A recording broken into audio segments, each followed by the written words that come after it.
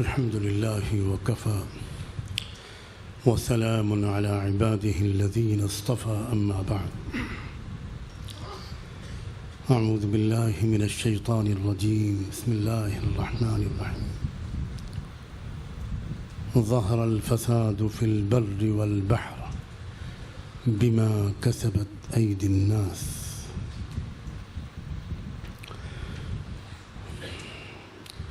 وقال تعالى إن الله لا يغير ما بقوم حتى يغيروا ما بأنفسهم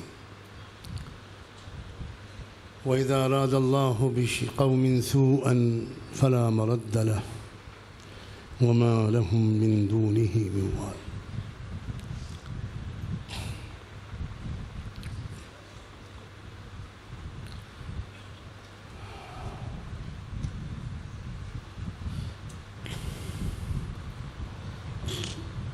سبحان ربك رب العزة عما يصفون وسلام على المرسلين والحمد لله رب العالمين. اللهم صل على سيدنا محمد وعلى آل سيدنا محمد وبارك وسلم.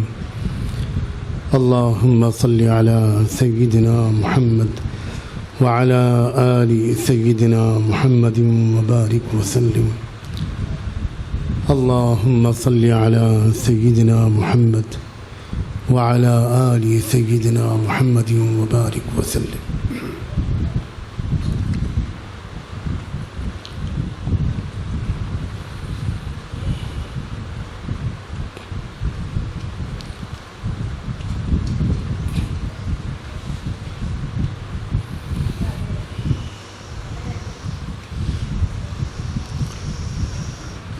پوری دنیا میں فساد، نفرت، لڑائیاں، خونریزیاں، بے رحمیاں عام ہیں.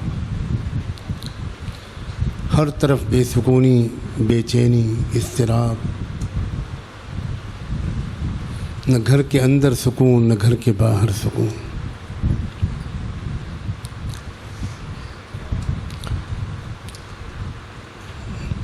اس صورتحال کا الزام ہر قوم دوسری قوم پر لگا رہی ہے.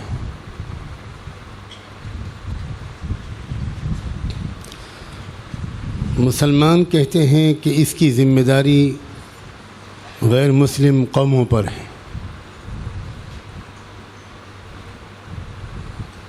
کوئی ہندوؤں کو اس کا مجرم قرار دیتا ہے، کوئی بدھسٹوں کو، کوئی عیسائیوں کو، کوئی یہودیوں کو.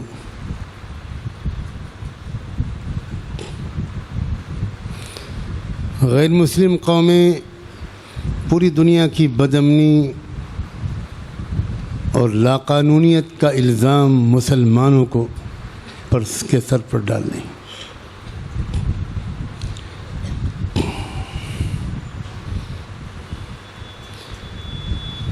ہر طبقہ دوسرے طبقے کو مجرم قرار دے رہا ہے. غریب کہتے ہیں کہ یہ سارا بگاڑ امیروں کا ہے. امیر کہتے ہیں کہ یہ سارا بگاڑ غریبوں کی وجہ سے. حاکم کہتے ہیں کہ یہ سارا بگاڑ محکوموں کی وجہ سے. پبلک قانون پر نہیں چلتی، لوگ قانون پر عمل نہیں کرتے، اس لیے بگاڑ ہے. اور پبلک کہتی ہے، محکوم کہتے ہیں کہ یہ سارا بگاڑ حکمرانوں کی بگاڑ کی وجہ سے. مزدور کہتے ہیں کہ یہ سارا بگاڑ کارخانوں اور فیکٹریوں کے مالکوں کی وجہ سے. مالک کہتے ہیں کہ اس سارے بگاڑ کی ذمہ داری مزدوروں پر اور لیبر طبقے پر ہے. مرد کہتے ہیں کہ عورتیں بگڑ گئی ہیں، بے حیا ہو گئی ہیں، گستاخ اور بے باک ہو گئی ہیں، خود رائے ہو گئی ہیں، مغرور ہو گئی ہیں، اور یہ ہو گئی ہیں اور وہ ہو گئی ہیں. اور اس سب کی جو بگاڑ کی ذمہ داری عورتوں پر ہے. عورتیں کہتی ہیں کہ مرد بگڑ گئے، خود غرض ہو گئے ہیں، بے وفا ہو گئے ہیں، خود تو پاک دامن رہتے نہیں اور ہمیں پاک دامن دیکھنا چاہتے ہیں۔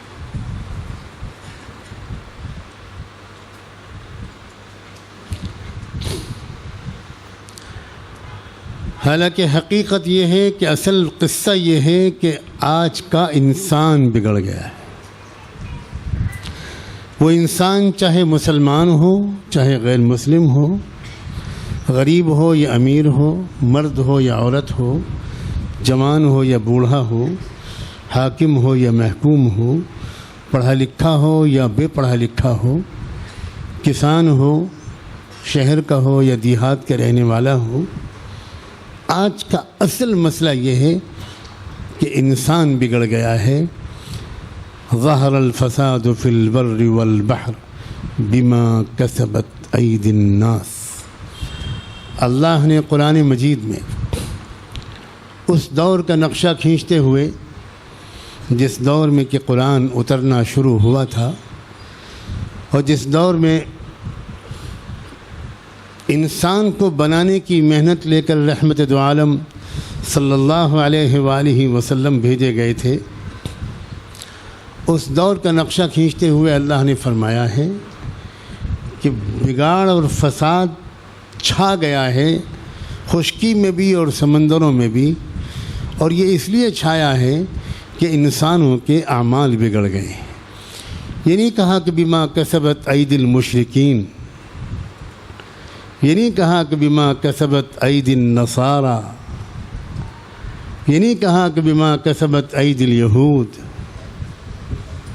یہ نہیں کہا کہ بما کسبت ایدی الحکام، بلکہ فرمایا بما کسبت ایدی الناس۔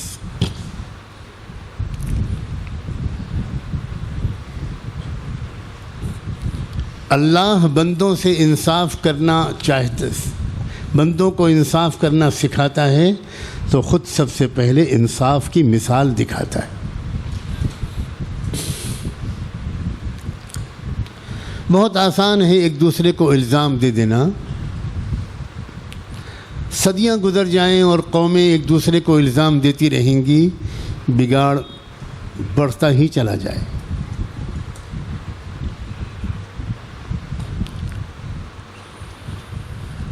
یہ انسان کیوں بگڑا ہے اور اس انسان کے بگاڑ کا علاج کیا ہے؟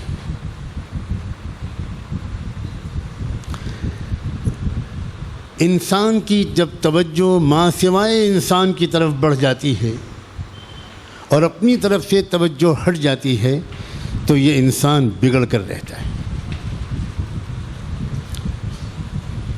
آج کے انسان کی توجہ لوہے کی طرف ہے، مٹی کی طرف ہے، پیتل کی طرف ہے، سونے کی طرف ہے، چاندی کی طرف ہے، بازاروں کی طرف ہے، دکانوں کی طرف ہے، کھیتوں کی طرف ہے، سواریوں کی طرف ہے، سب چیزیں بڑھتی چلی جا رہی۔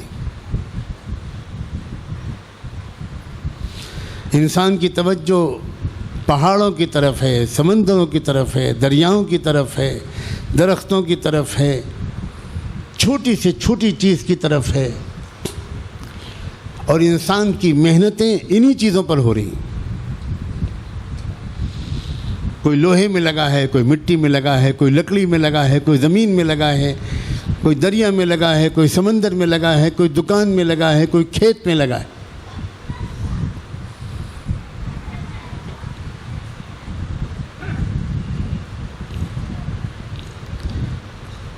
جب انسان کی تمام تر توجہ غیر متوازن توجہ، غیر معتدل توجہ، حدود سے بہت زیادہ تجاوز کرنے والی توجہ، جب انسان کی توجہ غیر انسان کی طرف ہو جاتی ہے، جب انسان کی توجہ اپنے اندر کی طرف سے ہٹ کر ساری توجہ باہر کی طرف ہو جاتی ہے، تو پھر انسان بگڑنا شروع ہوتا ہے۔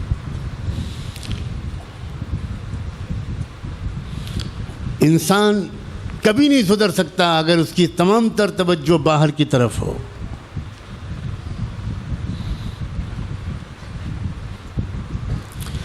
تاریخ میں جب کبھی بھی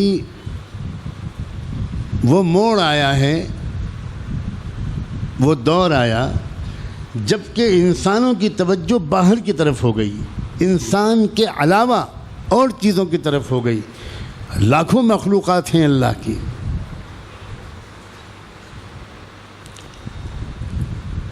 بے شمار مخلوقات ہیں اللہ کی۔ جب انسان کی توجہ ان مخلوقات کی طرف ہو جاتی ہے اور انسان یہ سمجھنے لگتا ہے کہ مجھے یہ زیادہ مل جائے گا تو میں کامیاب ہو جاؤں گا، مجھے یہ چیز زیادہ مل جائے گی تو میں کامیاب ہو جاؤں گا، مجھے یہ چیز زیادہ مل جائے گی تو میں کامیاب ہو جاؤں گا، اور وہ اسی کے لیے ساری زندگی انہی چیزوں کے پیچھے پڑا رہتا ہے،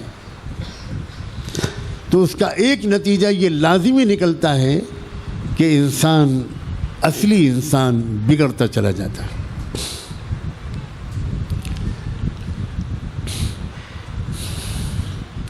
اصلی انسان تو وہ انسان ہے جو اس انسان کے اندر بیٹھا ہوا ہے،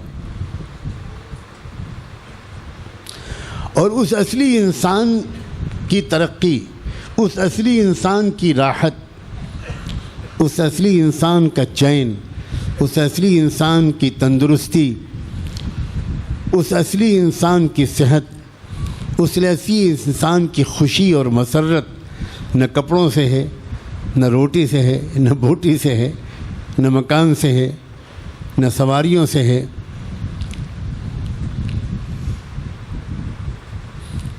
اس اصلی انسان کی راحت، اس کی ترقی، اس کی تندرستی، اس کی سالمیت، اس کا سکون، اس کا چین، اس کا اطمینان تو کسی اور چیز سے۔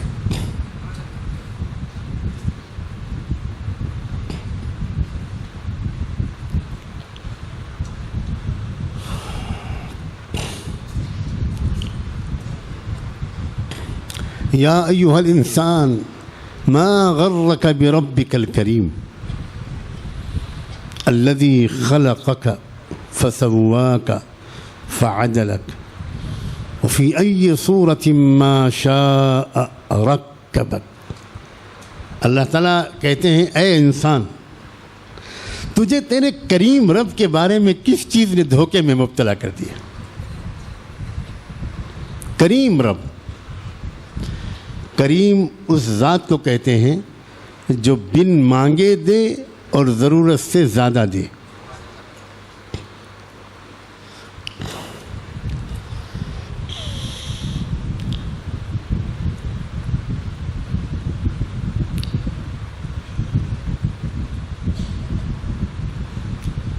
کسی سخی کے پاس کوئی سائل آیا اور اس نے یہ درخواست کی کہ مجھے 50 درہم کی ضرورت ہے یا 50 دینار کی ضرورت ہے۔ میں نے سنا ہے کہ آپ سخی ہیں، آپ غریبوں پر مہربانی کرتے ہیں، 50 دینار کا انتظام کر دیجئے، میری ضرورت پوری ہو جائے۔ اس سخی نے بات سنی۔ ان کا معمول یہ تھا کہ وہ اپنے خزانچی کے پاس ایک پرچہ لکھوا کر بھیجتے تھے کہ اس کو اتنے پیسے دے دیے جائیں۔ تو ان کا جو خادم تھا جو ان کے حکم سے وہ پرچہ لکھتا تھا، اس سخی نے اس خادم سے کہا کہ لکھ دو کہ 500 دینار دے دیے جائیں۔ تو اس خادم نے کہا کہ حضرت شاید سننے میں کچھ غلطی ہو گئی، اس نے 50 درہم مانگے تھے۔ تو اس سخی نے کہا کہ میں نے سن لیا تھا کہ اس نے 50 درہم مانگے، لیکن اس نے مانگا اپنی ہمت کے حساب سے، اللہ کی توفیق سے میں دیتا ہوں اپنی ہمت کے حساب سے۔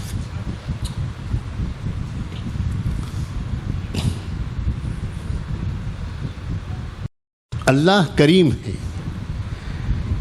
بن مانگے بندوں کو دیتا ہے، اور جو مانگتے ہیں بندے ان سے بہت زیادہ دیتا ہے۔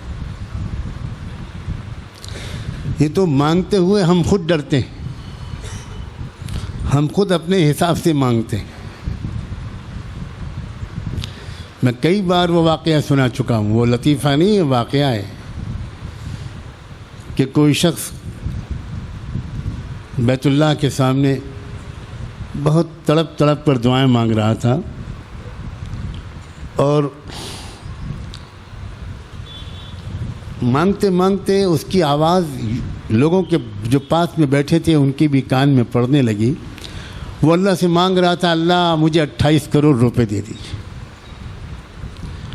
میرے خیال میں آپ لوگوں نے آمین ضرور کہا ہوگا۔ آمین بالجہر کے قائل تو کم لوگ ہیں نا۔ اللہ مجھے 28 کروڑ روپے دے دیجیے، اللہ مجھے 28 کروڑ روپے دے دیجیے۔ تو پاس میں کوئی بیٹھا تھا، اس نے اس کو کہا کہ ابھی تیرا دماغ خراب ہے کہ تو کسی بینک کے مینیجر سے بات کر رہا ہے؟ تو اس نے کہا کہ چپ بخیل کہیں کا، تیری کنجوسی کا تو یہ عالم ہے کہ اللہ سے مانگ رہا ہوں تب تو تیرے پیٹ میں درد ہو رہا ہے، اگر تجھ سے مانگ رہا ہوتا تو مجھے چاقو ہی مار دیتا۔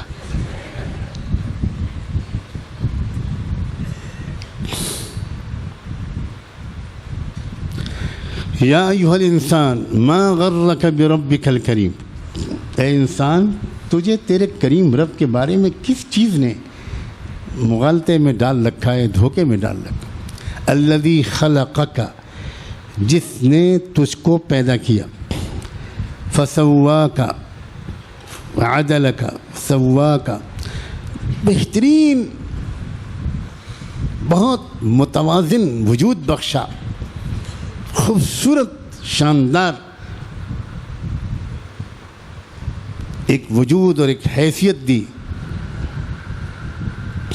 وفی ای صورت ما شاء رکبک، اور اے انسان جس مورتی کے اندر چاہا اس اللہ نے تجھے فٹ کر دیا۔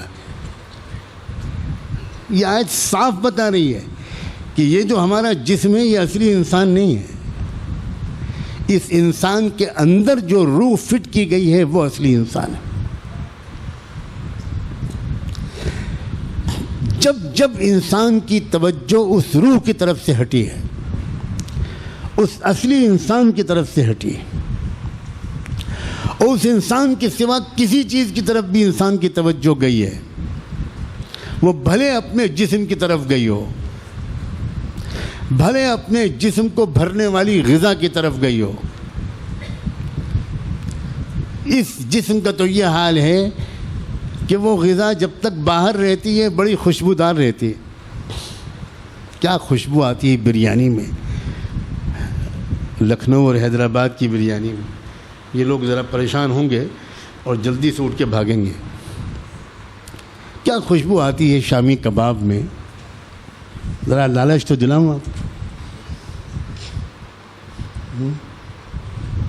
کیا پکا ہے تمہارے لیے آج؟ کیا خوشبو آتی ہے بہترین کھانوں میں۔ لیکن یہی کھانا جب اندر چلا جاتا ہے تو ناپاک ہو جاتا ہے۔ یہ ہے انسان کا جسم، خون بنا خون ناپاک، پیشاب بنا پیشاب ناپاک، پخانہ بنا پخانہ ناپاک۔ یہ ہے انسان کا جسم، اچھا پاک حلال کمائی، زمزم گیا وہ بھی پیشاب بن گیا، وہ بھی خون بن گیا۔ جسم تو پاک چیزوں کو ناپاک کر دینے والی مشین ہے۔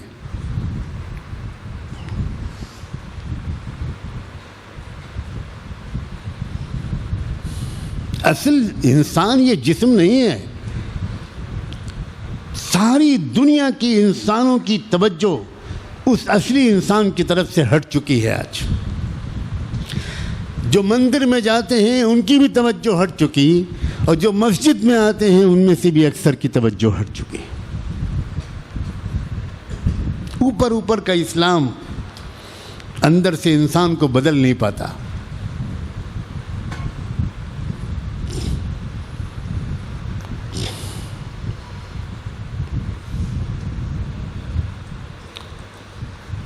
انسان کے اندر کی جو اصلی حقیقت ہے، جو اصلی انسان ہے، جب تک وہ اصلی انسان اس انسان کے اندر نہیں آتا اس انسان میں زندگی نہیں پیدا ہوتی۔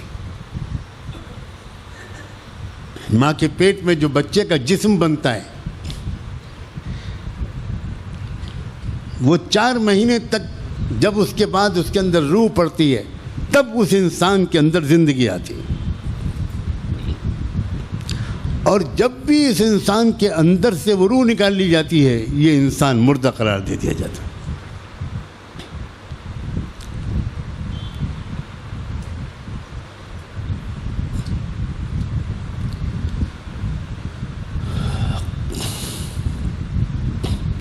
اور جب انسان کی محنتوں کا اور انسان کی توجہ کا مرکز باہر کا چیزیں بنتی ہیں، روپیہ، پیسہ، کار، زیورات، کپڑے، لباس، مکان، بستر، یہ وہ، جب توجہ کا دن رات کی دھن اور محنتوں کا مرکز اس اندر کے حقیقی انسان کے علاوہ یہ باہر پھیلی ہوئی کروڑوں چیزیں میں سے کوئی چیز بن جاتی ہے یا کچھ چیزیں بن جاتی ہیں، تو ایک نتیجہ اس کا یہ بھی نکلتا ہے کہ انسان بے قیمت ہو جاتا ہے، انسان کی پھر کوئی حیثیت نہیں۔ پھر انسان ان باہر کی چیزوں کو حاصل کرنے کے لیے بلا تکلف انسانوں کو قتل کرتا ہے۔ حکومت اس کو چاہیے، اقتدار چاہیے، زمین چاہیے، کسی علاقے پر قبضہ چاہیے۔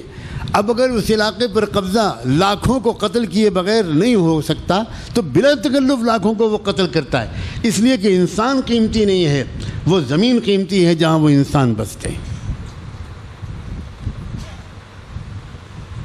انسان بے قیمت ہوتا ہے، ہر چیز قیمتی ہوتی چلی جاتی ہے، ہر چیز قیمتی ہے، پانی قیمتی، مٹی قیمتی، ایک ایک حقیر سے حقیر چیز قیمتی، اور جو سب سے زیادہ قیمتی چیز تھی اس دنیا میں جس کے لیے یہ دنیا بنائی گئی تھی وہ سب سے بے قیمت، بلا تکلف بیٹا ماں کو مار دیتا ہے، بیٹا باپ کو مار دیتا ہے، باپ بیٹے کو مار دیتا ہے، شوہر بیوی کو مار دیتا ہے، بلا تکلف۔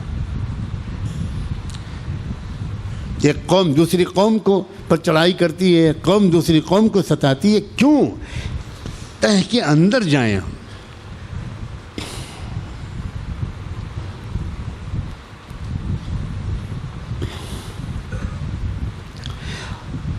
اور اسی لیے جب تک اس اندر کی بیماری کا علاج نہیں ہوتا دنیا کے حالات نہیں بدلتے، قوموں کی نفرت نہیں بدلتی، قوموں کا تعصب نہیں بدلتا، قوموں کا ظلم کم نہیں ہوتا، دنیا کی بدامنی کم نہیں ہوتی، امن نہیں پھیلتا، انصاف کا نظام دنیا میں قائم نہیں ہوتا، دنیا میں چین و سکون نہیں آتا۔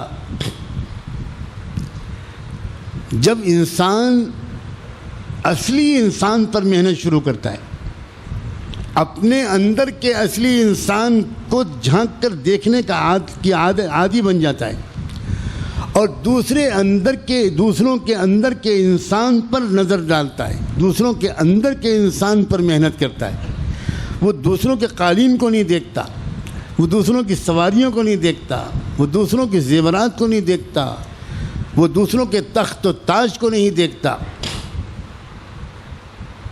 وہ تو اس اندر کے انسان کو دیکھتا ہے۔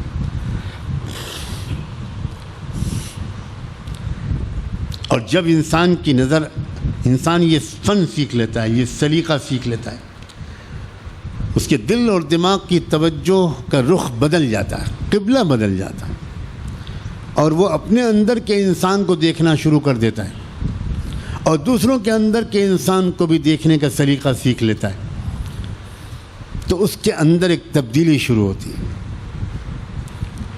زبردست تبدیلی شروع ہوتی ہے، اور اس تبدیلی کے نتیجے میں اس انسان کی روح پاک صاف ہوتی ہے، اس اندر کے انسان کو صحت و تندرستی ملتی ہے، اس اندر کے انسان کو غذا ملتی ہے، اور جب اس اندر کے انسان کو غذا ملتی ہے تو پھر آنکھوں کا عمل پاک ہوتا ہے، کانوں کا عمل پاک ہوتا ہے، زبان کے بول میٹھے ہوتے ہیں، پورے بدن کے سے نکلنے والے اعمال پاکیزہ ہوتے ہیں، پھر انسان کے اخلاق اچھے ہوتے ہیں، اس کے جذبات اچھے ہوتے ہیں، اس میں تواضع آتی ہے، سخاوت آتی ہے، ہمدردی آتی ہے، اخلاص آتا ہے، محبت کے ساتھ جینے کا سلیقہ آتا ہے، معاف کرنے کا مزاج بنتا ہے، دکھاوا اس کے اندر سے نکل جاتا ہے، بالکل نکل جاتا ہے۔ جب تک روح صحیح نہیں ہوتی اور اندر کا انسان تندرست نہیں ہوتا، اندر کے انسان کو غذا نہیں ملتی، جب تک کہ اندر کے انسان کی طرف توجہ نہیں ہوتی، جب تک کہ اندر کے انسان کو بنانے کی محنت نہیں ہوتی، اعمال اور اخلاق سدھر نہیں سکتے۔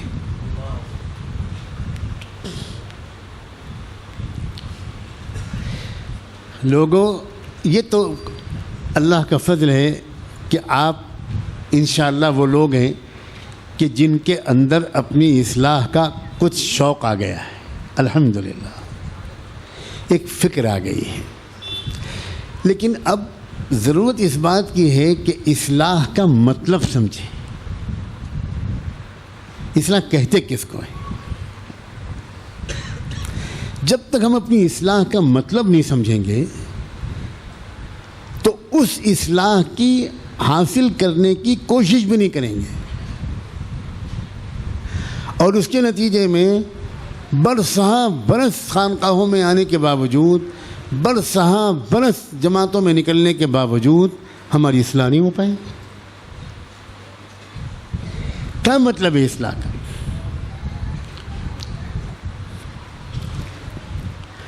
اللہ نے ہم کو دو چیزوں سے ملا کر بنایا ہے، ایک یہ جسم ہے اور ایک یہ روح ہے۔ ہمارے جسموں میں، ہمارے جسموں کے تقاضوں میں، ہمارے جسموں کی ضرورتوں میں اور ہمارے جسموں کی ضرورتوں اور تقاضوں سے بننے والے مزاج میں، میں نے 3 لفظ بولے ہیں۔ کیا کیا لفظ بولے؟ ہے کوئی دیسی گھی کھانے والا؟ میں آگے نہیں بڑھوں گا، پہلے بتاؤ۔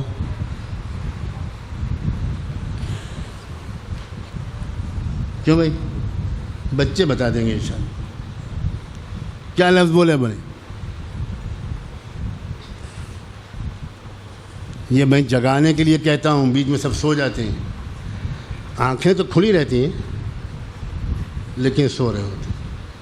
یہ بھی ایک فن ہے جو دنیا میں کسی کو نہیں آتا سوائے دینی محفلوں میں بیٹھنے والوں، یہ کہیں نہیں آتا، اور یہ کروڑوں ڈالر میں بک سکتا ہے۔ قدر کرو اس فن کی۔ دیکھنے میں لگتا ہے زندہ، اگلا جملہ پورا نہیں کہوں ورنہ ترکے بٹنے کا مسئلہ آ جائے گا۔ میں نے 3 لفظ بولے، ہمارے جسموں کی ضرورتیں، ہمارے جسموں کی غذائیں، ہمارے جسموں کے تقاضے۔ ان ضرورتوں اور غذاؤں کی وجہ سے جو تقاضے بنتے ہیں، اور ضرورتوں، غذاؤں اور تقاضوں کی وجہ سے ہمارے جسموں کا جو مزاج بنتا ہے، اس میں اور حیوانوں کی غذاؤں میں اور حیوانوں کی ضرورتوں میں اور حیوانوں کے تقاضوں میں اور ان تینوں چیزوں سے مل کر حیوانوں کے مزاج میں کوئی فرق نہیں۔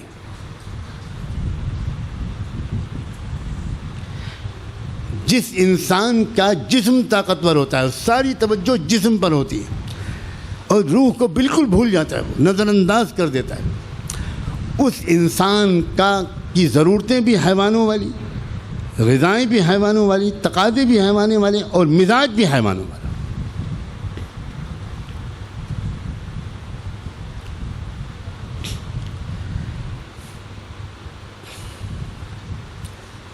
حیوان خود غرض ہوتا ہے،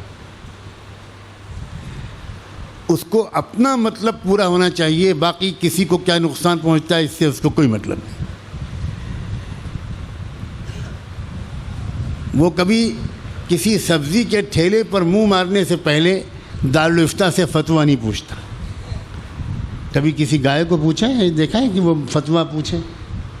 کیا فرماتے ہیں علماء دین، مفتیان شرع متین، یہ جو سامنے لوکی رکھی ہے میں کھا سکتی ہوں؟ اس میں کوئی اختلاف تو نہیں مسلک کا؟ کچھ نہیں، وہ سامنے لوکی ہے وہ کھا لے گی، آپ مارتے رہو اس کو، جب تک آپ مارو گے جب تک 2 لوکی تو گئی اندر۔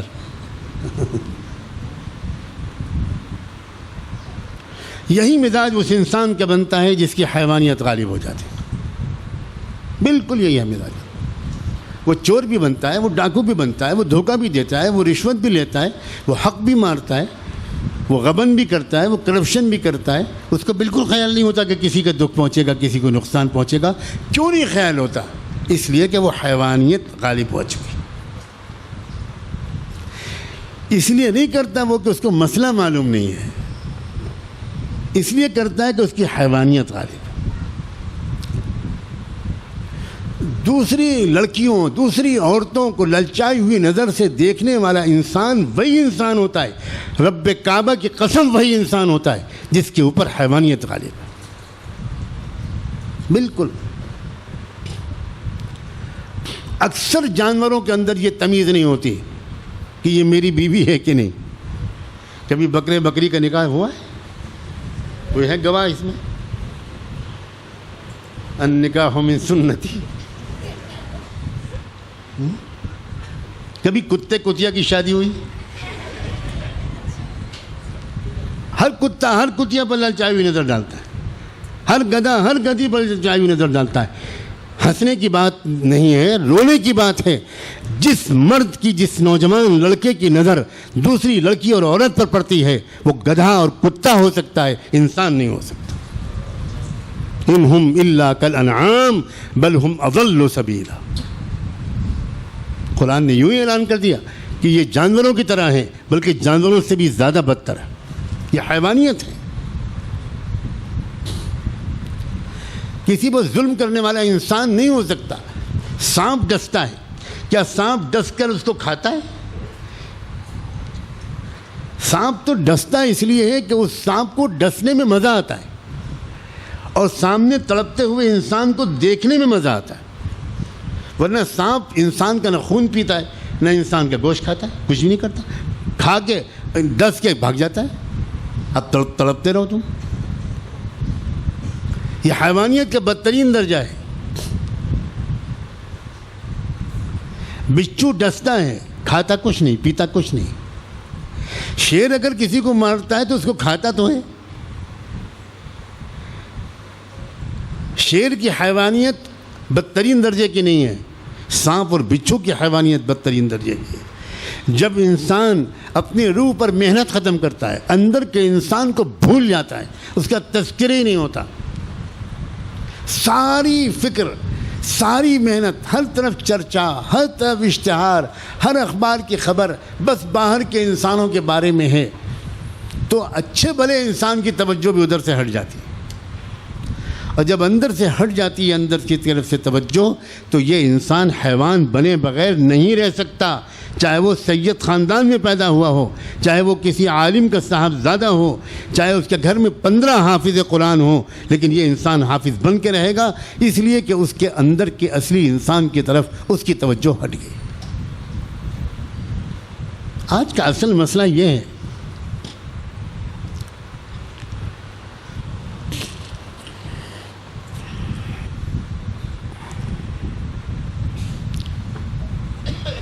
اسی لیے جب ایک پارٹی کی جگہ دوسری پارٹی کی حکومت آتی ہے, تو وہ پارٹی کی حکومت جب آتی ہے تو بڑی امیدیں دلا کر آتی ہے, اور لوگ بیچارے یہی سمجھتے ہیں کہ چلو ٹھیک ہے یہ لوگ آ جائیں گے تو ہماری پریشانی کچھ کم ہو جائے گی, ختم ہو جائے گی. لیکن ہوتا نہیں ہے ایسا. کیوں نہیں ہوتا ایسا؟ اس لیے کہ مسئلہ پارٹیوں کا نہیں ہے, مسئلہ ان کے مینیفیسٹو کا نہیں ہے, مسئلہ ہے انسان کے اندر کی خرابی کا.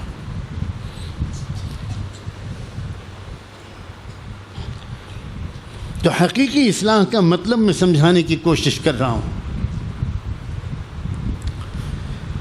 ہم 2 چیزوں سے مل کر بنائے گئے. ساری چیزوں سے مل کر بنتا ہے نفس.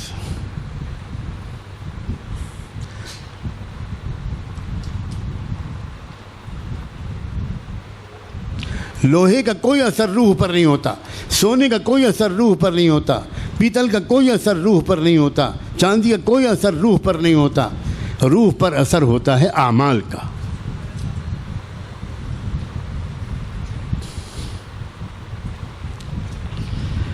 اللہ تعالیٰ نے دنیا میں سب سے زیادہ طاقتور چیز دی ہے انسان کے اعمال, وہ اعمال اور انسان کے اعمال اس کی روح کے حساب سے ہوتے ہیں.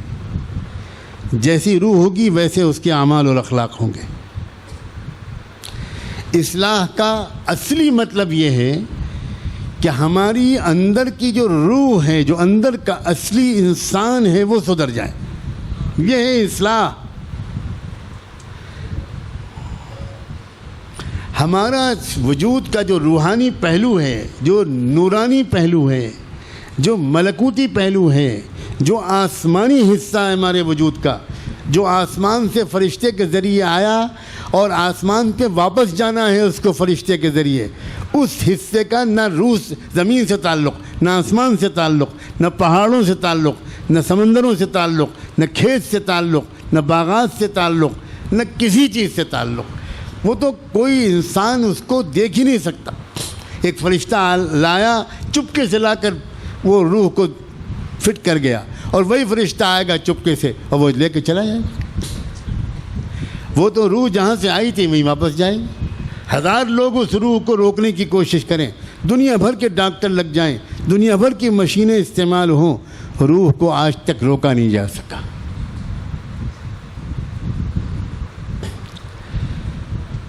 جب کوئی دور ایسا آ جاتا ہے کہ پورے زمانہ، پورا معاشرہ، پوری دنیا، تمام قومیں، تمام افراد، تمام مرد، تمام عورتیں، تمام حکومتیں، تمام پبلک، تمام پارٹیاں، تمام طبقات سب روح کو بھول جائیں، وہ دور ہوتا ہے تاریخ کا بدترین دور. اسی کو کہتے ہیں دور جاہلیت.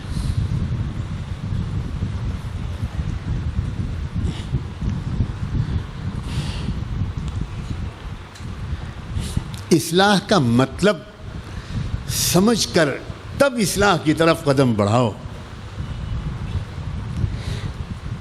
اللہ تعالیٰ آسان فرمائیں گے انشاءاللہ.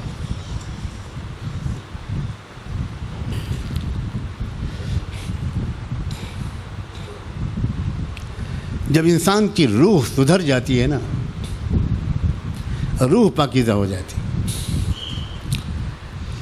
تو انسان کے اندر عجیب جذبات کا ایک سمندر ٹھاٹھے مارتا ہے. اخوت، محبت، رحم دلی، غریبوں کا درد، خدمت کا شوق، کام آنے کا شوق، چپ کے اللہ کو یاد کرنا، یہ روح کے تقاضے ہوتے ہیں. اندر سے روح اس کا ڈیمانڈ کرتی ہے، اور روح ڈیمانڈ کرتی ہے کہ اٹھو ذکر کرو. اندر سے روح بے چین کر دیتی ہے، اٹھو تلاوت کرو. روح اندر سے بے چین کرتی ہے کہ چپکے سے تنہائی میں درود شریف پڑھو، یاد کرو رحمت دو عالم صلی اللہ علیہ وسلم. چپکے انسان واللہ بستر پر لیٹا ہوا اللہ کے رسول سے بات کر رہا ہوتا ہے، کہہ رہا ہوتا ہے اللہ کے رسول، اے اللہ کے رسول، آپ نے جیسی توجہ محنت کی تھی اس سے جو دنیا میں بہار آئی تھی، ایک بار پھر وہ بہار اللہ سے مانگ دیجیے. جب کی روح درست ہوتی ہے، تندرست ہوتی ہے، حقائق کا ادراک اس کو ہونا شروع ہوتا ہے. علماء اس جملے پر خاص طور پر غور کریں، جو شے کی حقیقت کو نہ دیکھے وہ نظر کیا. جب انسان کی روح تندرست ہوتی ہے تب دل کی آنکھیں کھلنا شروع ہوتی ہیں، ورنہ دنیا کے اکثر انسان اندھے ہیں. انہا لا تعمل ابصار ولكن تعمل قلوب التي في الصدور. جب روح تندرست ہوتی ہے تو حقائق کا ادراک شروع ہوتا ہے، پھر علم گہرا ہوتا ہے، فہم گہری ہوتی ہے، سمجھدار ہوتا ہے انسان، پھر برداشت کی قوت اس کے اندر بڑھتی ہے، تکلیف دینے والوں کی تکلیف کو برداشت کرتا رہتا ہے، معاف کرتا رہتا ہے، ان کے اندر کی کمزوریوں کو محسوس کر کے ان کے لیے دعا کرتا رہتا ہے، انہیں خبر بھی نہیں ہوتی.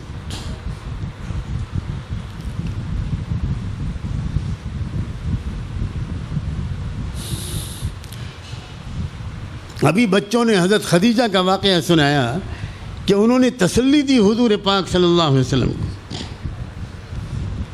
اور یہ کہہ کر تسلی دی کہ جو بندہ اتنا غریبوں کی خدمت کرتا ہو، کمزوروں معذوروں کی اتنی خدمت کرتا ہو، بیواؤں یتیموں اور اپاہجوں کی ایسی خدمت کرتا ہو، جو بوڑھی عورتوں کے بوجھ کو سر پر رکھ کر میلوں جا کر ان کے گھر پہ پہنچا دیتا ہو، جو بے روزگاروں کو روزگار کراتا ہو، اس پر شیطانی اثرات ہوں گے؟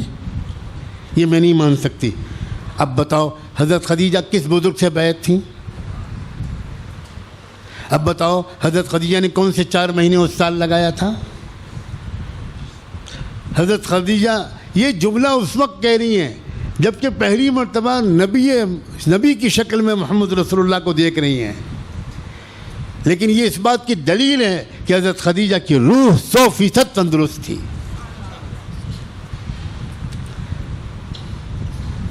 حقائق کا ادراک اسی کو کہتے ہیں۔ زمین میں کس کی حفاظت ہوتی ہے اور شیطانی اثرات کس پر اثر انداز ہوتے ہیں اور شیطانی اثرات کس پر اثر انداز نہیں ہو سکتے، یہ وہ حقیقت ہے جس کا ادراک حضرت خدیجہ کو ایمان سے پہلے نصیب ہو گیا تھا۔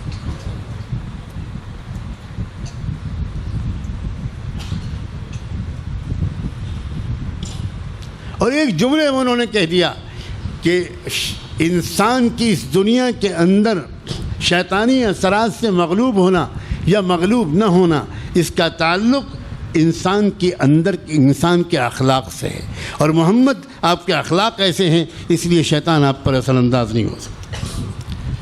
اب اگر ہم پر جادو اثر انداز ہوتا ہے، ہم پر سحر اثر انداز ہوتا ہے، اگر ہم پر یہ حملے اثر انداز ہوتے ہیں تو اس کا پہلا مطلب یہ ہے کہ ہماری روح میں بیماری ہے۔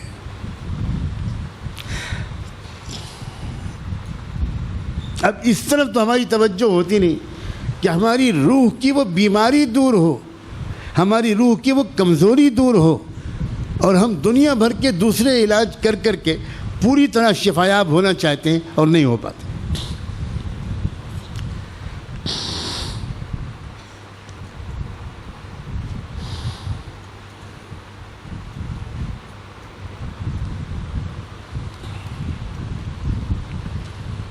اللہ اکبر و کبیرہ۔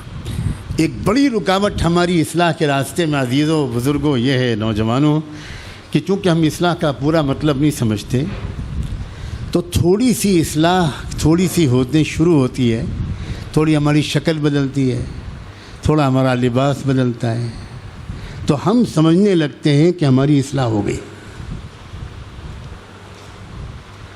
اصلاح اس کو نہیں کہتے، اصلاح اندر کے حیوانیت، ہماری حیوانیت مغلوب ہوئی کہ نہیں ہوئی، ہماری جو حیوانی پہلو ہے اس کو زندہ تو رہنا ہے لیکن کمزور ہو کر رہنا ہے، ماتحت ہو کر رہنا ہے، ماتحت ہو کر رہنا ہے۔ باغ ڈور اور لگام حیوانیت کے ہاتھ میں نہ آنے پائیں۔ اگر ہم اندر کے انسان سے زیادہ طاقتور ہو گیا یہ باہر کا انسان، تو یہ اندر کا انسان جو ہے یہ بیچارہ بالکل مزمحل ہو کے مر جائے گا، ختم ہو جائے گا، فاقے کی نوبت آ جائے گی، اور یہ باہر کا انسان موٹا تگڑا ہو جائے گا۔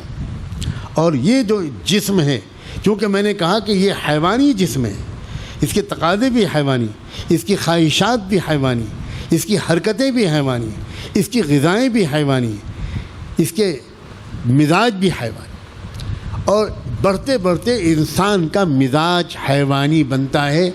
آج کے پوری دنیا کے مسائل کی اصل وجہ یہ ہے کہ دیکھنے میں نظر آتے ہیں انسان، حقیقت میں انسان نہیں۔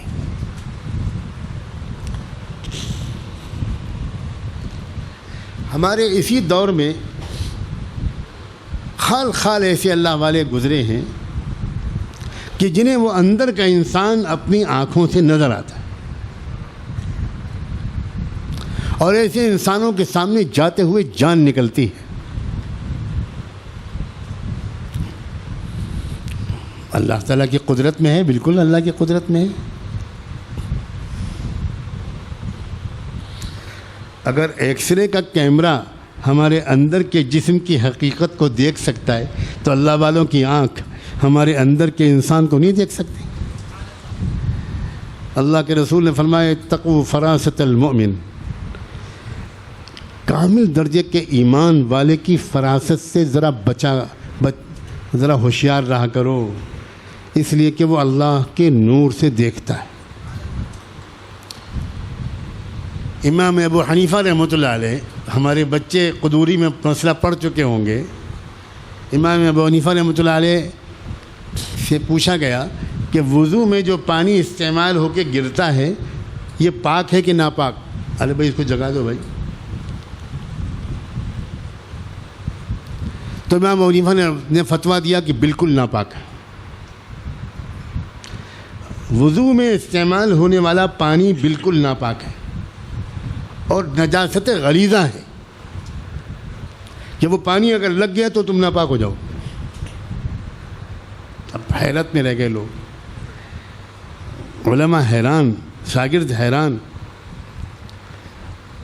اور ان کے شاگرد ایسے عظیم امام خود تھے کہ انہوں نے کہا کہ بھئی ہمارے استاد کا یہ فتویٰ ضرور ہے، لیکن بھئی ہم یہ فتویٰ نہیں دیں، ہم تو یہی کہیں گے کہ پاک ہے۔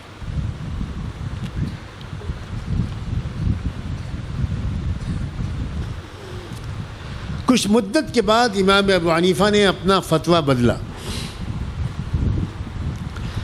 اور یہ کہا کہ وضو میں جو پانی استعمال ہوتا ہے جس کو مائع مستعمل کہتے ہیں وہ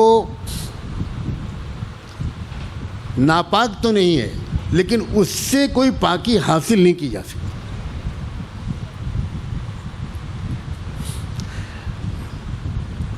پھر کچھ دن گزرے، کچھ مہینے، کچھ سال، پھر امام ابو حنیفہ کے سامنے یہ سوال پیش آیا، انہوں نے فرما دیا کہ پاک ہے۔ ہمارے زمانے کے شاگرد ہوتے تو کہتے کہ بھئی یہ کیا فتوے بدل رہے ہیں، لیکن نہ، وہ سمجھدار لوگ اپنے استاد کی عظمت کو اور ان کی شخصیت کی بلند مقامی اور گہرائی کو سمجھتے تھے۔ تو ان میں سے کسی نے پوچھا کسی سے ہمت کر کے کہ حضرت اگر مناسب ہو تو بتائیں، دلائل تو وہی ہیں جو پہلے تھے لیکن فتوے آپ کے بدل گئے، کیا وجہ ہے؟ تو امام صاحب نے کہا کہ میں کیا بتاؤں،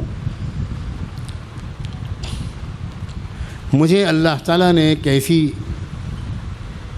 چیز دے رکھی تھی کہ میں جب کسی کو وضو کرتا ہوا دیکھتا تھا تو اس کے وضو کے پانی میں زنا کو بہتا ہوا دیکھتا تھا، شراب کو، جھوٹ کو، غیبت کو، بدنظری کو اپنی آنکھوں سے دیکھتا تھا۔ تو میں کیسے فتویٰ دے دوں کہ وہ پانی جس میں زنا بہہ رہا ہے، جس میں جھوٹ اور غیبت اور بڑے بڑے گناہ بہہ رہے ہیں، میں کیسے فتویٰ دے دیتا کہ وہ پانی سے کوئی وضو کر لے؟ تو میں نے اللہ سے بہت دعا مانگی کہ اللہ یہ نعمت مجھ سے واپس لے لیجئے، اس کی وجہ سے میں آپ کے بندوں اور اپنے ایمان والے بھائیوں کے بارے میں کہیں بدگمان نہ ہو جاؤں۔ تو جب اللہ نے یہ میری نعمت واپس کی تو میں نے فتویٰ بدل دیا، اور جب بالکلیہ نعمت واپس چلی گئی اور اب مجھے کچھ بھی نظر نہیں آتا سوائے پانی کے، تو میں نے وہی کہتا جو تم لوگ کہتے ہو۔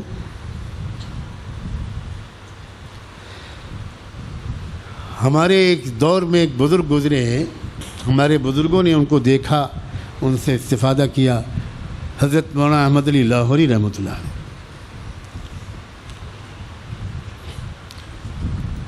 ان کا قصہ ہے کہ ایک بار وہ لاہور کی سڑک پر نکلے تو انہوں نے اپنے جو ساتھ میں ان کے خادم یا کوئی شاگرد ساتھ میں چل رہے تھے ان سے کہا کہ یہ کیا بات ہے بھئی، یہ سڑک بالکل خالی ہے، ایک بھی انسان نہیں ہے۔ ان کا حضرت آپ کیا فرما رہے ہیں؟ اتنی بھیڑ ہے، اتنا مجمع ہے، اتنا ٹریفک ہے، لوگ آ رہے ہیں جا رہے ہیں، پیدل بھی ہیں، سواریوں پر بھی ہیں۔ تو ان کا اچھا، مجھے تو اللہ کی قسم سوائے سور اور بندر اور کتے کے کچھ نظر ہی نہیں آ رہا، مجھے تو ایک بھی انسان نظر نہیں آ رہا۔ یہ کیا چیز ہے؟ اندر کا انسان ان کو نظر آ رہا ہے اور ہمارے اندر نہ جانے کتنے سور بیٹھے ہوئے ہیں، نہ جانے کتنے کتے بیٹھے ہوئے ہیں، کیا ہے ہمارے اندر کی صورتحال، یہ تو پتہ چلے گا جس دن اندر کی روح نکل جائے گی، اندر کا اصلی انسان نکل جائے گا، اور یہ جو ڈھکنا اس کے اوپر ڈھک دیا گیا ہے، یہ جو ایک پردہ ڈال دیا گیا ہے اس جسم کا، یہ جب اس سے آزاد ہو جائے گا ہمارے اندر کا اصلی انسان، اس دن پتہ چلے گا کہ یہ ہے کون۔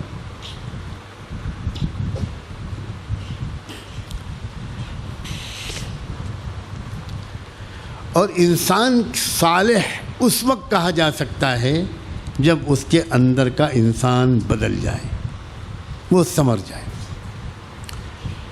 اور وہ ایسا پھر پیارا انسان ہو جاتا ہے۔ دو چار نظر آنے والی نیکیاں صرف اس کے اندر ہوں ایسا نہیں ہوتا، اس کے اندر کی جب تبدیلی ہوتی ہے نا تب وہ اصلی نیک انسان بنتا ہے۔ حضرت فضیل ابن عیاض رحمۃ اللہ علیہ ایک بہت بڑے محدث اور بہت بڑے روحانی ربانی عالم گزرے ہیں، ایسی جامع شخصیت تھی ان کی کہ ان کو محدثین فقہا بھی اپنا امام مانتے اور مشائخ اور صوفیہ اور مصرحین بھی اپنا امام مانتے۔ وہ عجیب جملہ کہہ گئے کہ میرے ساتھ اٹھنے بیٹھنے والا اگر کوئی ایسا بندہ ہو کہ جس کے ظاہری اعتبار سے وہ بہت دیندار نہ بھی نظر آتا ہو مگر اس کے اندر کے اخلاق اچھے ہوں، یہ مجھ کو زیادہ پسند ہے اس کے بنسبت کہ میرے ساتھ اٹھنے بیٹھنے والا کوئی بڑا عبادت گزار نظر آنے والا بندہ ہو مگر اس کے اندر بگڑا ہوا ہو۔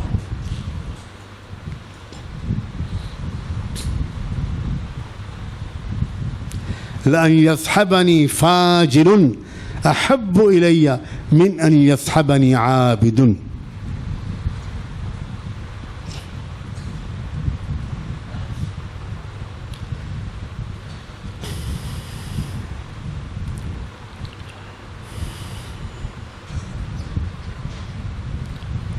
جب رحمت دو عالم صلی اللہ علیہ وآلہ وسلم دنیا میں تشریف لائے تو اس وقت آوے کا آوا بگڑا ہوا تھا اور ظہر الفساد فی البر والبحر کی کیفیت تھی۔ کوئی اور اگر تبدیلی لانے والا، اصلاح کی کوشش کرنے والا رہنما ہوتا تو وہ نہ جانے کیسی کیسی اور تدبیریں سوچتا۔ وہ یہی سوچتا کہ بھئی سماج میں تعلیم کم ہے، ذرا لوگوں کو پڑھا لکھا دو تو لوگ بدل جائیں گے، غربت زیادہ ہے غربت دور کر دو، جہالت زیادہ ہے جہالت دور کر دو۔ لیکن یہ بہت سطحی سوچ ہے۔ نبیوں کو اللہ تعالیٰ جو فہم دیتے ہیں وہ دنیا میں کسی کو نہیں ملتے، چنانچہ آپ پر اللہ نے اس راز کو فاش کیا کہ مسئلہ ہے انسان کے اندر والے انسان کے بگڑ جانے کا۔ تم اندر والے انسان کو سدھارنے کی محنت شروع کرو،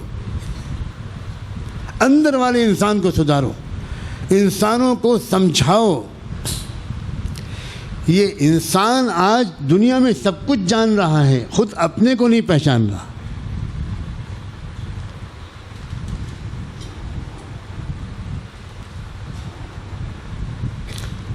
کیوں کہا تھا علامہ اقبال نے،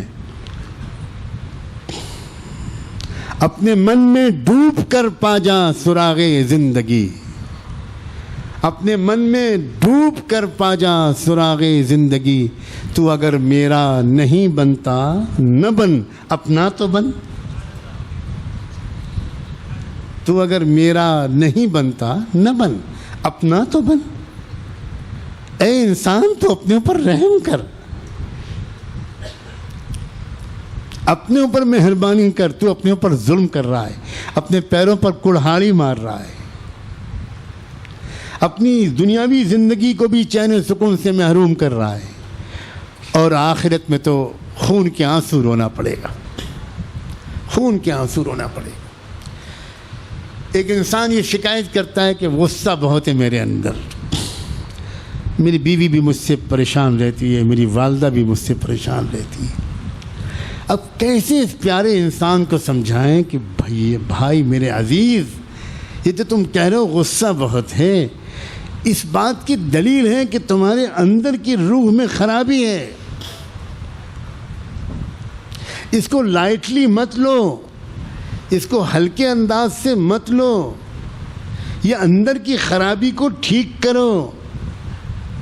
اب کتنے لوگ ہیں جو بالکل دیندار نظر آتے ہیں, لیکن ان کی بیویوں سے کوئی پوچھے تو جان عذاب میں ہے ان کی بیویوں کی. جتنی عورتوں کے خطوط آتے ہیں ہمارے بزرگوں کے پاس, کیا کیا اپنی داستانیں لکھتی ہیں وہ, اور ڈرتے ڈرتے بھیجتی ہیں کہ حضرت کہیں میرے شوہر کو پتہ نہ لگ جائے کہ میں نے آپ کو یہ لکھا ہے. ایسا رونا آتا ہے ان خطوط کو پڑھ کر کہ وہ عورتیں لکھتی ہیں کہ میرے شوہر نماز بھی پڑھتے ہیں, مسجد وار جماعت کے ذمہ دار بھی ہیں, سہ روزہ بھی لگاتے ہیں, چلہ بھی لگاتے ہیں, 4 مہینے بھی لگاتے ہیں, اپنے علاقے کے ذمہ دار ہیں, مگر میں حضرت کیا کہوں کہ میں ترس گئی ہوں ان کے ہونٹوں پر مسکراہٹ دیکھنے کے لیے, سوائے ڈانٹنے کے, سوائے چلانے کے. صبح کو جب جاتے ہیں تو ڈانٹتے ہوئے جاتے ہیں, شام کو جب آتے ہیں تو ڈانٹتے ہوئے آتے ہیں, ذرا ذرا سی بات پر ناراض ہو جاتے ہیں. حضرت کوئی وظیفہ بتا دی. اب یہ نماز پڑھنے والا انسان, جماعت کا ذمہ دار ساتھی, یہ کیا وجہ ہے کہ اس کے اندر یہ چیز بگاڑ ہے؟ وجہ کیا ہے؟ اس نے سمجھا ہی نہیں کہ اصلاح کا کیا مطلب ہے. اس نے داڑھی مڈانا چھوڑ دیا, یہ مطمئن ہو گیا کہ میری اصلاح ہو گئی. اس نے کرتا پہن لیا, پاجامہ پہن لیا, یہ مطمئن ہو گیا کہ اصلاح ہو گئی. بھائی اصلاح کا یہ مطلب نہیں ہے. اصلاح کا مطلب ہے اندر کے انسان کا سدھرنا, اور جس انسان کے اندر کی روحانیت سدھر جائے گی اس کو غصے کی بیماری سے چھٹکارا ملے گا, بخل نکل جائے گا, وہ کنجوس کبھی نہیں ہو سکتا. آج جو ہمارے بڑے ہم سے کہتے ہیں کہ بھائی ان اندر کی بیماریوں کا علاج کرو, تکبر کو دور کرو, غصے سے اپنے آپ کو نکالو, غصے کو قابو میں کرنا سیکھو, بخل سے چھٹکارا پاؤ, سخاوت اختیار کرو, مزاج بناؤ اپنا ہمدردی کا, ایثار کا, تواضع کا, سخاوت کا, خدمت کا, یہ مزاج بناؤ. تو ہم یہ سمجھنے لگتے ہیں کہ یہ بہت اونچے درجے کے بزرگ بننے کے مضامین ہیں. یہ مدارج تصوف ہیں, میرے لیے ضروری نہیں ہے. میں تو ایک عام آدمی ہوں, کاروباری ہوں, مزدور ہوں, بزنس مین ہوں. یہ تو بہت اونچے درجے کا کوئی کسی کو بننا ہو تو ٹھیک ہے, وہ ہمارے دادا کے دادا کے دادا تھے, اور انشاءاللہ ہمارے پوتے کے پوتے کے پوتے ہو جائیں گے. میں تو عام آدمی ہوں بھائی, میرے لیے بس اتنا کافی ہے کہ میں اپنا نماز پڑھتا رہوں. بس عجیب بات ہے, تکبر سے چھٹکارا, غصے سے چھٹکارا, خود غرضی سے چھٹکارا, بے رحمی سے چھٹکارا, حسد سے چھٹکارا, غرور سے چھٹکارا, عجب سے چھٹکارا, بخل سے چھٹکارا. لوگ اس کو تصوف کی چیزیں سمجھتے ہیں. لوگ اس کو ایک طرح سے یعنی کھانے کے بعد والی آئس کریم سمجھتے ہیں. ذرا آپ کے ذوق کا لحاظ کروں میں, بیچ بیچ میں کچھ تذکرہ ایسا ہونا چاہیے تاکہ آنکھ کھل جائے. بہت سے لوگ آئس کریم سنتے ہی جاگ جاتے ہیں, کیا آج بٹنے والی ہے کیا؟ ہو سکتا ہے کوئی صاحب خیر آیا ہو, اس نے سوچا ہو گرمی ہے, یہ بیچارے آئے ہیں سب جبریل کے پوتے, تو ان کو ذرا آئس کریم کھلا دوں.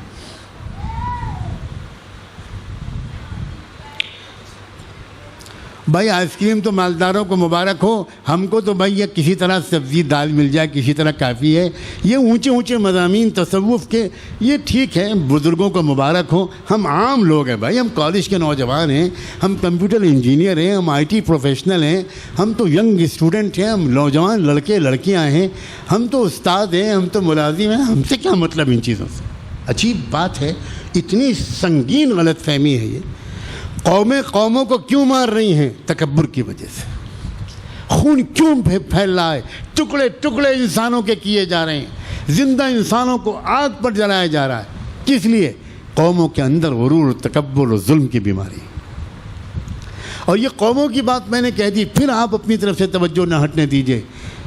گھروں میں ہمیں ایک اچھا شوہر ہم نہیں بن سکتے اس وقت تک جب تک کہ ہمارے اندر تکبر نہ ہو، غرور نہ ہو، غصہ نہ ہو، اپنی بات ہی پر جمنے اور دوسرے سے اپنی ہی بات منوانے کی ضد کی عادت اگر یہ ہے تو کوئی اچھا شوہر نہیں بن سکتا اپنی بیوی کے لیے، کوئی اچھی بیوی نہیں بن سکتا اپنے شوہر کے لیے، نہیں بن سکتا۔ اچھا شوہر بننے کے لیے ضرورت ہے اس بات کی کہ تکبر نہ ہو، ضد نہ ہو، اپنی ہی بات کے منوانے اور اپنی ہی ناک کے اونچا رکھنے کی ضد نہ ہو، یہی ہے۔ اور کیا چیز ہے بھائی؟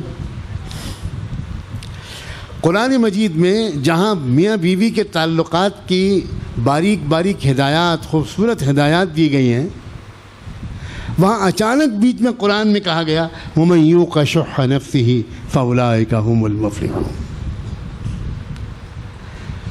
اور یہ اس آیت کا مطلب یہ کہ جس انسان کے اندر یہ بیماری نہ ہو، کیا بیماری؟ یہ بیماری کہ میری ہی بات کو ماننا پڑے گا، جو میں کہوں وہ ہوگا۔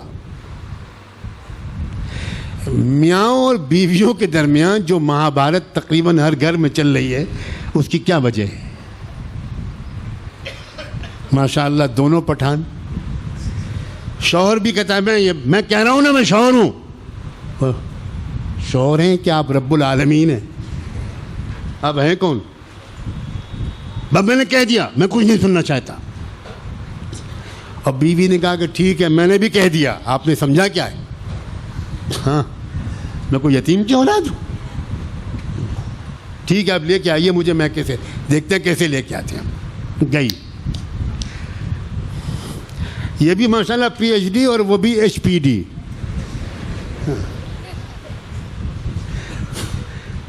اور وجہ کیا ہے؟ بیماری کیا ہے؟ شح النفس کی،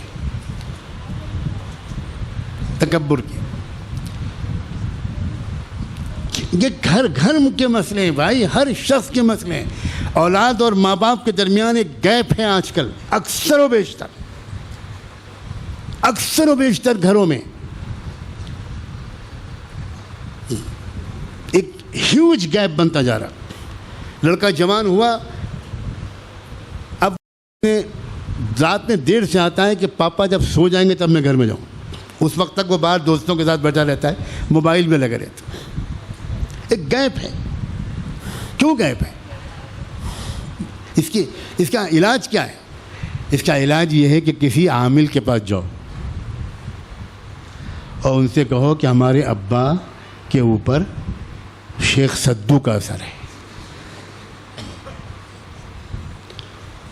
شیخ سدو آتے ہیں ان کے اوپر، وہ منگل کی رات میں بہت ستاتے ہیں۔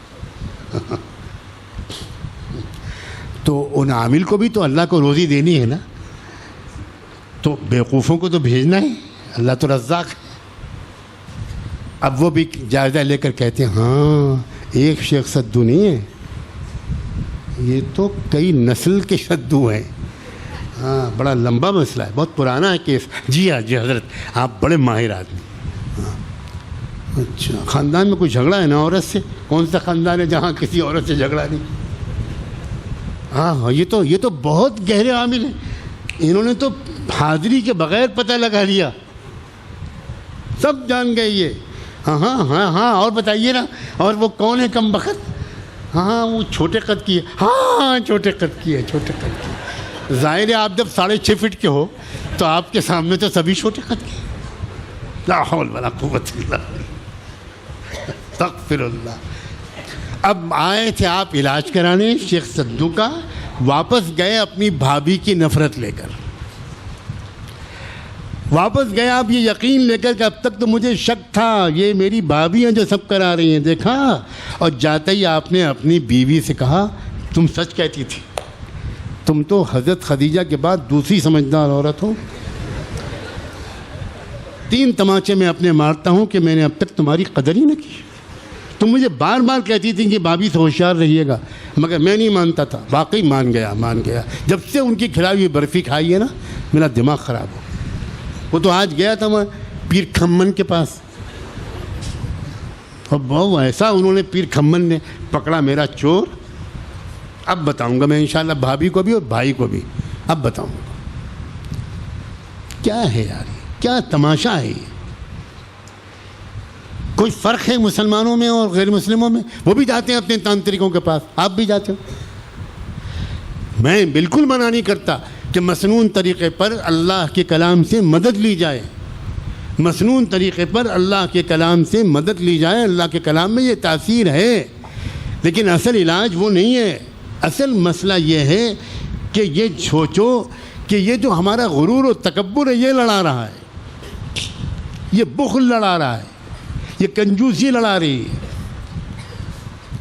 یہ عجب لڑا رہا ہے, یہ غیبت لڑا رہی ہے, یہ بدگمانی کی بیماری لڑا رہی ہے. ایاکم والظن.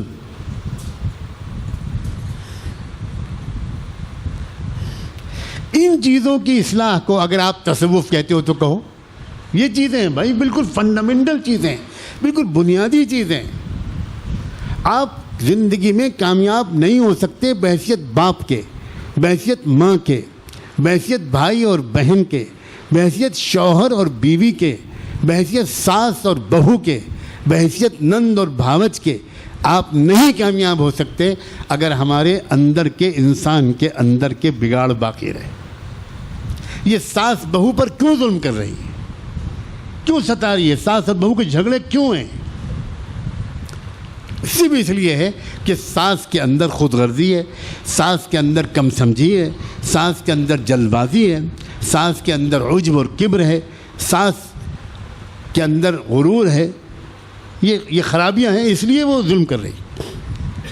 اور یہ بہو کیوں سرکش ہے, کیوں کشمکش ہے خاندانوں میں؟ اتنی بات سمجھ میں نہیں آتی ساس اور سسر کے کہ اگر بہو کو بیٹی بنا کر رکھیں گے تب ہمارے گھر میں خوشی ہوگی, ہنسیوں کا ماحول ہوگا, محبت کا ماحول ہوگا. اپنے ہاتھوں سے اپنے گھروں کو جہنم بنا رہے ہیں آج کے اکثر ساس سسر, اکثر داماد اور بہو, اکثر میاں اور بیوی, اکثر والدین اور اولاد. اور کیوں وہ کر رہے ہیں؟ اس لیے کہ ان کے اندر کے انسان کی اصلاح نہیں ہو پائی, توجہ ہی نہیں کی انہوں نے. نماز پڑھ رہے ہیں, ظاہری کچھ اعمال کر رہے ہیں, لیکن ان کی بھی توجہ انسان کے باہر کی چیزوں پر ہے. وہ نماز پڑھ رہے ہیں صرف اس لیے کہ ایک فرض ہے, مجبوراً پڑھنا ہی ہے. وہ نماز اس لیے نہیں پڑھ رہے کہ ان کے اندر کا انسان سدھر جائے. سمجھ رہے نا فرق دونوں میں؟ جب ہم یہ نیت کر کے نماز پڑھتے ہیں کہ فرض ہے, فرض ادا ہو جائے, تو بے شک فرض ادا ہو جائے گا, لیکن اس سے کیا ہوگا؟ وہ اندر کے انسان سدھر نہیں پائے گا. جبکہ اللہ نے یقین دلایا ہے کہ یہ نماز اندر کے انسان کو سدھار دینے کی تاثیر رکھتی ہے. ان الصلاۃ تنہا عن الفحشاء والمنکر. لیکن یہ تو تب ہوگا جب نماز ہم اس نیت سے پڑھیں, انما الاعمال بالنیات.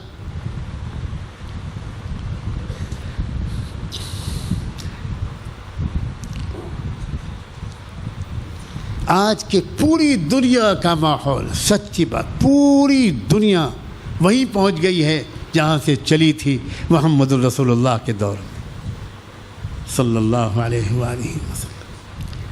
اس سے ہمیں دھوکے میں نہیں آنا چاہیے کہ ابھی تو 1 ارب مسلمان دنیا میں موجود ہیں, 1 ارب سے بھی زیادہ مسلمان دنیا میں موجود ہیں. کیسے ہو سکتا ہے کہ وہی دور جاہلیت اور آج کے زمانہ برابر ہو؟ کیسے ہو سکتا ہے؟ ایک بات سمجھو, جس دور میں اللہ کے رسول صلی اللہ علیہ وسلم نے محنت شروع کی تھی اس دور میں بھی ایسے ہی مسلمان موجود تھے. بات سمجھیں؟ جیسے بگڑے ہوئے مسلمان آج ہم ہیں, ایسے بگڑے ہوئے مسلمان اس وقت بھی تھے. آپ لوگ سوچ رہے ہو کہ حضرت شاید تھک گئے ہیں, اس وقت کہاں مسلمان تھے؟ یہ بیٹھے ہیں سامنے, ان کی آنکھیں بتا رہی ہیں کہ یہ پریشان ہے کہ یہ کیا کہہ رہے ہیں حضرت. اس وقت سے تو اسلام شروع ہوا تھا, حضرت کو پانی کیوں نہیں پلا رہے مفتی خالد صاحب؟ الٹی بہکی بہکی باتیں کر رہے ہیں حضرت. الحمدللہ بالکل بہکی بہکی باتیں نہیں کر رہا ہوں.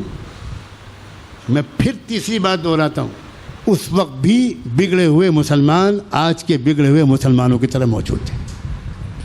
اب سمجھاتا ہوں، ورنہ اور دیر لگاؤں گا تو بھاگنا پڑے گا آپ کو، اٹھ کے بیت الخلا جانا پڑے گا.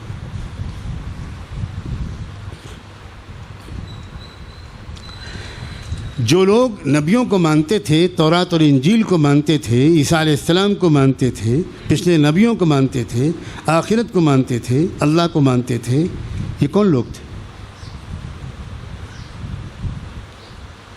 پچھلے نبی کیا الگ کوئی دین لے کر آئے تھے؟ پچھلے نبی تو اسلام ہی لے کر آئے تھے، اور ان کی امتیں مسلمان ہی تھیں، ان کی امتیں اسلام ہی پر عمل کرتی تھیں. لیکن جس طرح آج کے مسلمان بگڑ گئے ہیں اسی طرح وہ بگڑ گئے تھے. آج بھی ہمارے اندر شرک و بدعت بھی آ گئی، ہمارے اندر بھی خرافات آ گئی، ہمارے اندر بھی گناہ آ گئے، ہمارے اندر بھی ظاہری اور باطنی ہر طرح کے گناہ آ گئے، ان کے اندر بھی آ گئے. ورنہ اس وقت بھی عبادت گاہیں تھیں، اس وقت بھی مدرسے تھے، اس وقت بھی دینی تعلیم کے ادارے تھے، اس وقت بھی دارالافتاء تھے، اس وقت بھی شرعی عدالتیں یعنی دارالقضاء قائم تھے. یہ سب تھا. جبہ و دستار والے علماء تھے، احبار تھے، رہبان تھے. ان کثیرا من الاحبار والرہبان لیأکلون اموال الناس بالباطل.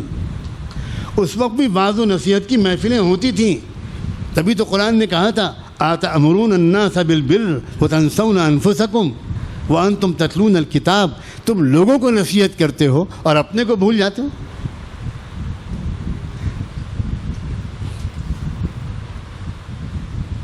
مدینے میں بہت بڑا مدرسہ تھا جس کا نام تھا بیت المدراس. یہ سب تھا.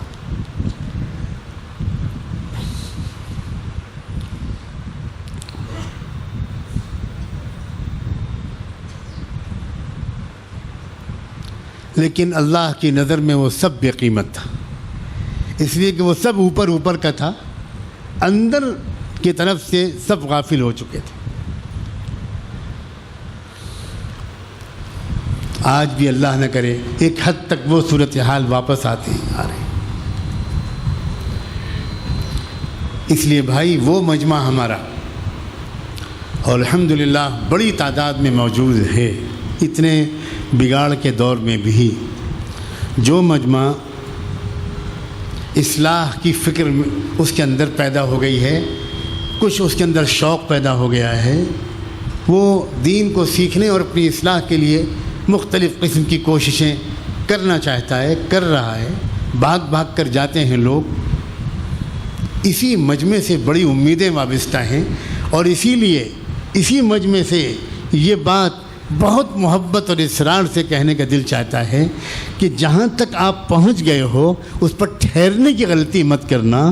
آگے دیکھو، ستاروں سے آگے جہاں اور بھی ہے، یہ غلطی نہ ہو. بقول شاعر کہ تو ہی ناداں چند کلیوں پہ قناعت کر گیا، تو ہی ناداں چند کلیوں پہ قناعت کر گیا، ورنہ گلشن میں علاج تنگی داماں بھی تھا. جتنی خرابیوں کی ہم شکایت کر رہے ہیں یا محسوس کر رہے ہیں، اور الحمدللہ یہ بھی بڑا درجہ ہے، یہ معمولی درجہ نہیں ہے کہ ایک تعداد اللہ کے بندوں کی پھر سے ایسی تیار ہونی شروع ہوئی جو اپنی بیماریوں کو محسوس تو کر رہی ہے. وہ بھاگ بھاگ کر آتی ہے اور بڑی امید کے ساتھ کہتی ہے حضرت میں غصے سے پریشان ہوں، حضرت میں صبح کی نماز میں اٹھ نہیں پاتا اس سے پریشان ہوں. کوئی کہتا ہے اپنے اخلاق کی خرابی سے پریشان ہوں، کوئی کہتا ہے اپنی بد نظری کی عادت سے پریشان ہوں. 1000 بار مبارک ہو اللہ کے ان تمام بندوں اور بندیوں کو جن کو اپنے قصوروں کا اعتراف ہونے لگا. اصلاح کا پہلا قدم قصوروں کا اعتراف ہے. یہی تو ہے. وآخرون اعترفوا بذنبهم خلطوا عملا صالحا وآخر سیئا. اللہ اکبر. اللہ نے قرآن میں ذکر کیا ہے کہ میرے کچھ بندے وہ ہیں جن کو اپنی گناہوں کا بہت اقرار و اعتراف ہے. اللہ ہم سب کو ویسے ہی بنا دے، ان میں شامل کر دے. اور مجھے امید ہے یہاں ہم سب وہی بیٹھے. یہاں ہم سب وہی بیٹھے ہیں اور اسی امید پر آئے کہ گناہوں سے چھٹکارا مل جائے گا۔ میرے کچھ بندے ایسے ہیں کہ جن کو اپنے گنہگاری کا اعتراف ہے، اور ایک بات اور اللہ کہتے ہیں، اور وہ اللہ ہی کہہ سکتے ہیں، کوئی نہیں کہہ سکتا۔ خلطوا عملا صالحا وآخر سیئا، اور ان کی زندگی میں کچھ اچھے اعمال بھی ہیں اور کچھ برے اعمال بھی۔ اللہ اکبر۔ اللہ ہمیں اسی فہرست میں اگر لے آئے تب بھی ہمارا کام چل جائے، ہم راضی ہیں۔ اور آگے چل کے اللہ تعالیٰ کہتے ہیں میں امید دلاتا ہوں ان بندوں کو کہ ان بندوں کو معافی مل جائے گی، ان بندوں کی توبہ قبول ہو جائے گی۔ اللہ اکبر۔ اس کا مطلب کیا ہوا؟ اس کا مطلب یہ ہوا کہ جو بندے اور بندیاں اب اپنی کمیوں کو محسوس کرنے لگے، اب بالکل مایوسی کو دل سے نکال دیں، اپنے کریم رب سے بہت اچھی امید رکھیں، اور بہت سنجیدہ توجہ آپ اپنے اندر کے اصلاح اور اس روح کو ٹھیک کرنے پر لگائیں، اور کم پر راضی نہ رہیں، جلدی سے مطمئن نہ ہوں، اور آگے بڑھیں اور آگے بڑھیں، اور مایوس نہ ہوں۔ شیطان بڑی پست ہمتی ڈالتا ہے ہمارے اندر، بہت پست ہمتی ڈالتا ہے۔ وہ نہیں چاہتا کہ ہمارے اندر کوئی بلند ہمتی پیدا ہو۔ آپ آج وعدہ کر لیجئے اپنے اس بھائی سے کہ اپنی ایک ایک برائی کو اپنے اندر سے نکال کر رہیں گے، اور یہ جنگ ہم نفس اور شیطان سے جیت کر رہیں گے۔ کیوں ہمت ہارتے ہو بچے؟ کیوں ہمت ہارتے ہو؟ اللہ نے قرآن میں کیا خوشخبری سنائی ہے کہ اللہ نے کہا ان کید الشیطان کان ضعیفا، مت سمجھنا کہ شیطان کی طاقت بہت مضبوط ہے، میں اپنے بندیوں کو یقین دلاتا ہوں شیطان کمزور ہے اور اس کی ہر چال کمزور ہے۔ سبحان اللہ، واہ رے میرا رب، آپ نے دشمن کو کمزور بتا کر ہماری ہمت بڑھا دی۔ کس نے کہا کہ شیطان طاقتور ہے؟ ایک لا حول ولا قوت الا باللہ شیطان برداشت نہیں کر سکتا، ایک آیت الکرسی برداشت نہیں کر سکتا، ایک لا الہ الا اللہ برداشت نہیں کر سکتا، ایک سجدہ برداشت نہیں کر سکتا۔ ہم نے شیطان کو خواہ طاقتور سمجھا ہوا۔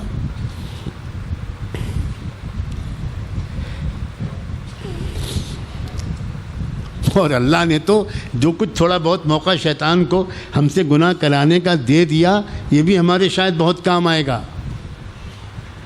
یہ بھی بہت کام آئے گا۔ ایک ماں سے کوئی شکایت کرنے لگا کہ ذرا خیال کرو تمہارا بیٹا بہت بگڑ گیا ہے، بہت غلط حرکتیں کرنے لگا۔ ماں عجیب ہوتی ہے، وہ اپنی اولاد کی برائی نہیں سن پاتی، ہر ماں ایسی ہوتی۔ تو ماں نے جواب میں کہا کہ میرا بیٹا ایسا تھا نہیں، وہ تو اس کے دوستوں نے بگاڑ دیا۔ ایسا محسوس ہوتا ہے کہ شیطان کو تھوڑا بہت موقع جو اللہ نے ہم دے دیا ہم سے کچھ غلط کام کرانے کا، وہ بھی اسی لیے دے دیا کہ کل کو قیامت کے دن اگر ہم اپنے اللہ کو تھوڑا سا بہانہ دے دیں مغفرت کا، تو اللہ تعالیٰ فوراً یہ کہہ دیں گے میرا بندہ ایسا نہیں تھا، میری بندی ایسی نہیں تھی، وہ تو اس بدبخت شیطان نے گناہ کرا دیا، میں ساری سزا اس کو دوں گا، اپنے بندیوں کو معاف کر دوں۔ اس وقت ہماری خوشی کی انتہا نہیں رہے گی کہ اللہ دنیا میں تو ہم سمجھتے تھے کہ اس کمبخت شیطان کو آپ نے ہم پر کیوں مسلط کر دیا، آج پتہ چلا کہ آپ نے کیوں اس کو تھوڑا موقع دیا تھا۔ اگر اس کو موقع نہ ملتا تو الزام ہم ہی پر آتا اور ہم جہنم میں جاتے۔ اللہ آپ کی مہربانیوں کو ہم سمجھ نہیں پاتے، آپ کی حکمتوں کو سمجھ نہیں پاتے، آپ کے ہر فیصلے میں عجیب حکمتیں۔ اللہ بہت کریم ہے، اللہ بہت مہربان ہے۔ مہربان نہ ہوتے تو میں اور آپ یہاں نہ بیٹھے ہوتے، کسی شراب خانے میں ہوتے، کسی کلب میں ہوتے، کہیں آوارہ گردی کر رہے ہوتے۔ بہرحال یہ بھی غنیمت ہے کہ اللہ تعالیٰ ہمیں گھوم پھر کر کچھ گناہ کرا کر پھر لے آتے۔ آ جاؤ بندو، آؤ، تم سے غلطی ہوگی، معافی مانگ لو۔ جمعہ بھیج دیتے ہیں، رمضان بھیج دیتے ہیں، حج میں بلا لیتے ہیں، عمرے بھی بلا لیتے ہیں، عرفات و منی مزدلفہ میں بلا لیتے ہیں۔ بندیوں، میں ہر جتن کروں گا کہ مجھے تم میں سے کسی کو جہنم میں لے جانا پڑے، تھوڑا سا مجھے بہانہ دے دو، بہانہ دے دو بس۔ میں یہ نہیں تم سے کہتا کہ تم میری رحمت کے مستحق بن کے دکھا دو، تم میری جنت کے مستحق بن کے دکھا دو، میں تم سے نہیں کہتا، میں جانتا ہوں یہ تمہارے بس کی بات نہیں ہے، لیکن میں تم سے اتنا کہتا ہوں مجھے کوئی بہانہ دے دو، اس لیے کہ یہ الزام تو مجھ پر نہ لگے کہ میں نے کوئی فیور کیا، تم مستحق تو جہنم کے تھے اور بھیج دیا جنت میں، تو پھر مشرکین کیا کہیں گے؟ وہ کہیں گے کہ پھر ہم نے کیا غلطی کی تھی؟ آپ ہم کو بھی تو بھیجتے ہیں جنت میں، مستحق ہم بھی جہنم کے، مستحق وہ بھی جہنم کے۔ مجھے اتنا کہنے کا موقع دے دو کہ نہیں، انہوں نے زندگی میں ایک مرتبہ کہہ دیا تھا لا الہ الا اللہ، کہو لا الہ الا اللہ، اسی نیت سے کہو کہ اللہ اسی وقت کے کلمے کو بہانہ بنا دے۔ بہانے عجیب ہیں، وار رحمت، اندر کی خرابیوں کو دور کرنا ہے، اندر کے انسان کو درست کرنا ہے، اندر کے انسان کو جھانک کر دیکھنے کی عادت ڈالو، اندر کے انسان سے ملاقاتیں کرو، اندر کے انسان کی خیریت پوچھو۔ صحابہ عجیب تھے، ایک دوسرے سے خیریت پوچھتے ہیں، ہم بھی، وہ بھی پوچھتے تھے۔ ان میں کبھی کوئی ایک دوسرے سے خیریت پوچھتا تھا، کیف اصبحت، کیا حال ہے، سب خیریت؟ تو جواب میں وہ کیا جواب دیتا تھا؟ وہ جواب دیتا تھا اصبحت مؤمنا حقا یا رسول اللہ، اللہ کے رسول میں کامل درجے کے ایمان کی حالت میں آج میرا دن نکلا۔ واہ، خیریت بتا رہا ہے وہ انسان، اصلی انسان کی، یہ ناک کان کی کیا خیریت بتائے؟ وہ اصلی خیریت تو روح کی خیریت ہے، اصلی خیریت تو اندر کے انسان کی خیریت ہے۔ اگر اوپر کا انسان تندرست ہے اور اندر کا انسان بیمار ہے تو ایسی صحت و تندرستی کس کام کی؟ یہ تو جہنم میں جائے گا۔ حضور نے پوچھا، صحابہ سمجھ گئے آقا کس خیریت کے بارے میں پوچھ رہے ہیں، فوراً جواب دیا اصبحت مؤمنا حقا یا رسول اللہ۔ جواب میں پوچھا حضور نے، ان لکل قول حقیقتا فما حقیقت ما تقول، دیکھو انسان کی زبان سے نکلنے والے ہر بول کے اندر کچھ حقیقت ہوتی ہے۔ تم نے اتنی بڑی بات کہی ہے، جانتے ہو، خود سوچ سمجھ کے کہہ رہے ہو، اس کی کیا حقیقت ہے؟ صحابی نے جواب دیا، اللہ کے رسول جو کہہ رہا ہوں الحمدللہ اپنے اندر کا حال بیان کر رہا ہوں، اور آپ سے اپنے اندر کا حال نہیں بیان کروں گا، کس سے بیان کروں گا؟ میں حال یہ بیان کروں گا، اللہ کأنی ارا اہل العرش، اے اللہ کے رسول میرا یہ حال ہو گیا ہے کہ میں گویا عرش الہی کو اپنی آنکھ سے دیکھ رہا ہوں، میں جنت میں لوگوں کو ایک دوسرے سے ملاقاتیں کرتے مبارکباد دیتے ہوئے دیکھ رہا ہوں، اور جہنم کو والوں کو چیختے ہوئے دیکھ رہا ہوں۔ میں نے کہا تھا جب اندر کا انسان تندرست ہوتا ہے تو حقائق کا ادراک شروع ہوتا ہے، پھر نظر آنا شروع ہوتی چیزیں، پردہ کھل جاتا ہے، اٹھ جاتا ہے۔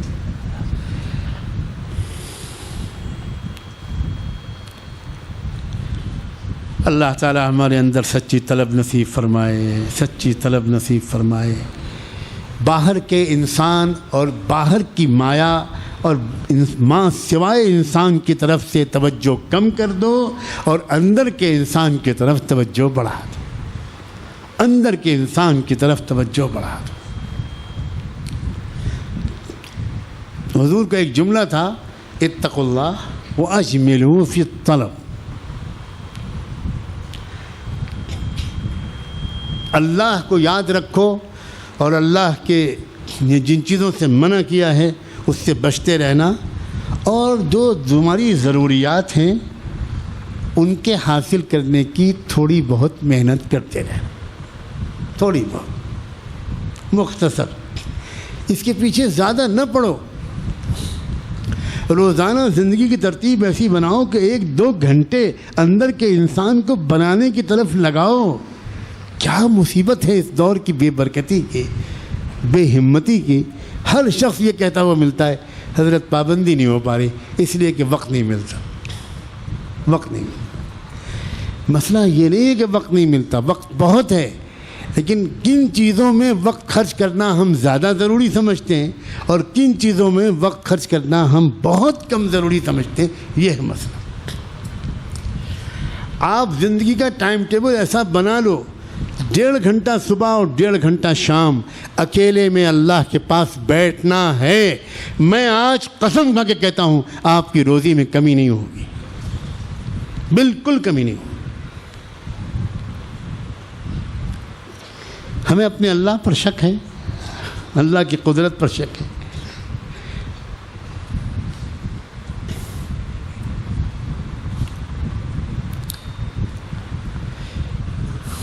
نیا سال شروع ہوا ہے اور یہ نئے سال کی پہلی مجلس ہے۔ اللہ کرے آج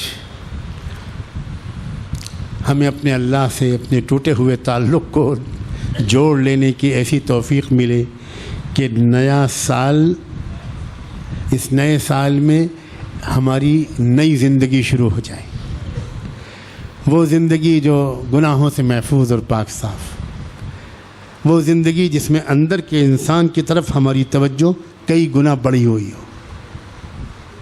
سنجیدگی سے محنت کریں۔ کیسے یقین دلاؤں کہ جس کا اندر کا انسان بنا ہوتا ہے جنت میں تو وہ مستیاں اور خوشیاں کرے گا ہی، اسی دنیا میں جتنا خوش وہ رہتا ہے دنیا میں کوئی وہ انسان نہیں رہ سکتا جس کے اندر کا انسان بگڑا ہو۔ اس دنیا کی خوشی بھی اسی وقت ہوتی ہے جس کے اندر کا انسان، حقیقی انسان تندرست ہو، جس کی روح پاک صاف، اسے بہت سرور ملتا ہے، بہت اچھی زندگی گزرتی ہے، میاں بیوی میں محبت ہوتی ہے، ساس و بہو میں محبت ہوتی ہے، پورے گھر میں ایک عجیب رشتہ ہوتا ہے۔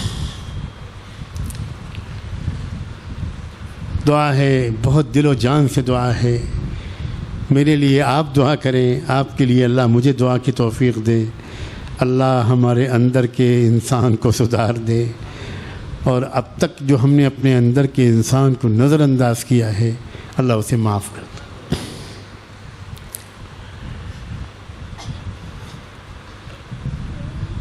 توبہ اور بیعت کے کلمات ابھی پڑھ لیجیے،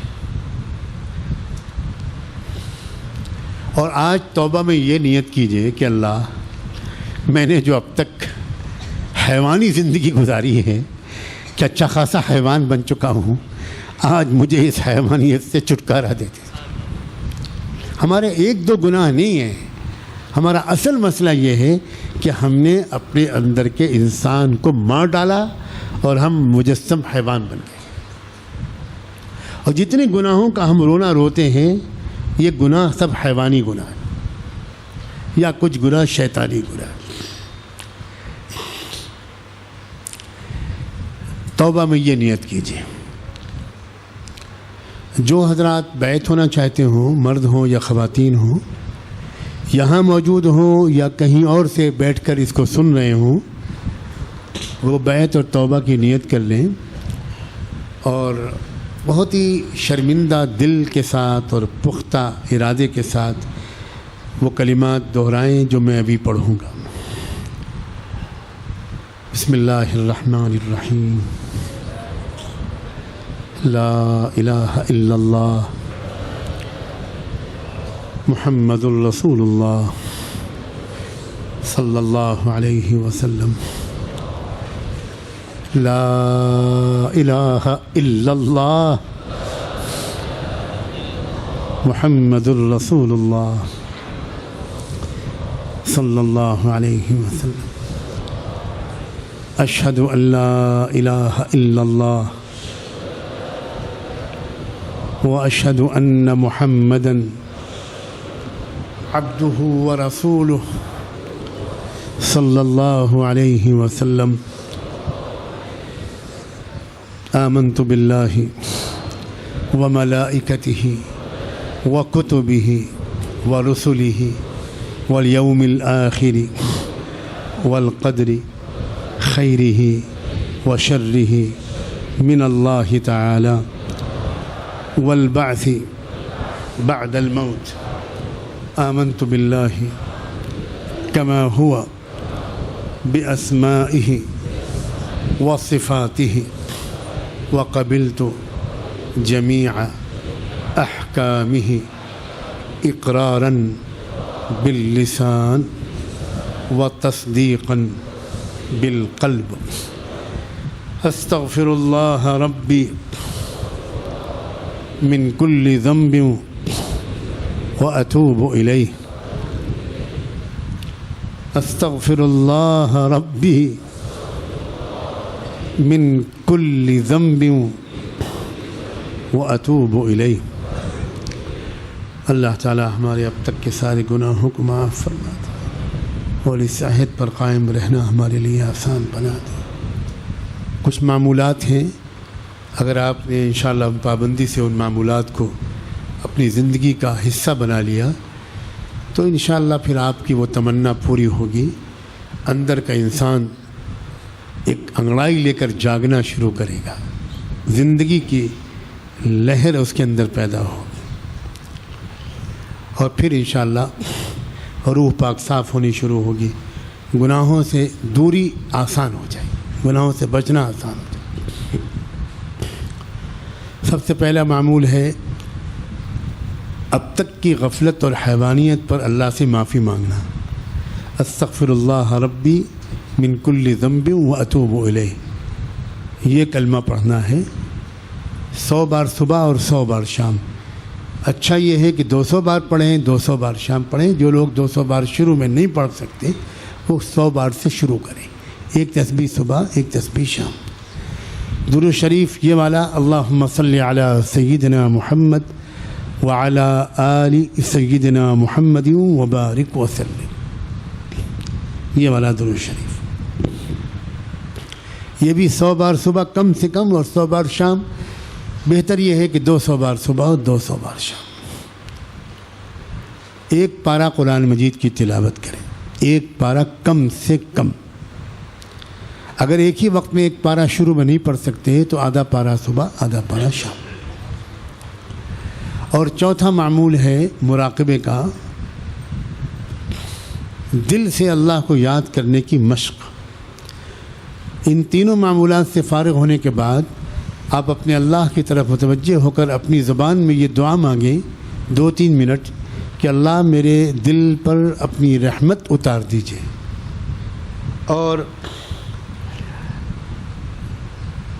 یہ دعا 2-3 منٹ مانگنے کے بعد فوراً تصور یہ کریں کہ اللہ کی رحمت آنے لگی، میرے دل میں سما رہی ہے، میرے دل کی تمام گندگیاں دور ہو رہی ہیں اور میرا دل خوشی اور شکر کے جذبے سے کہہ رہا ہے اللہ اللہ اللہ اللہ.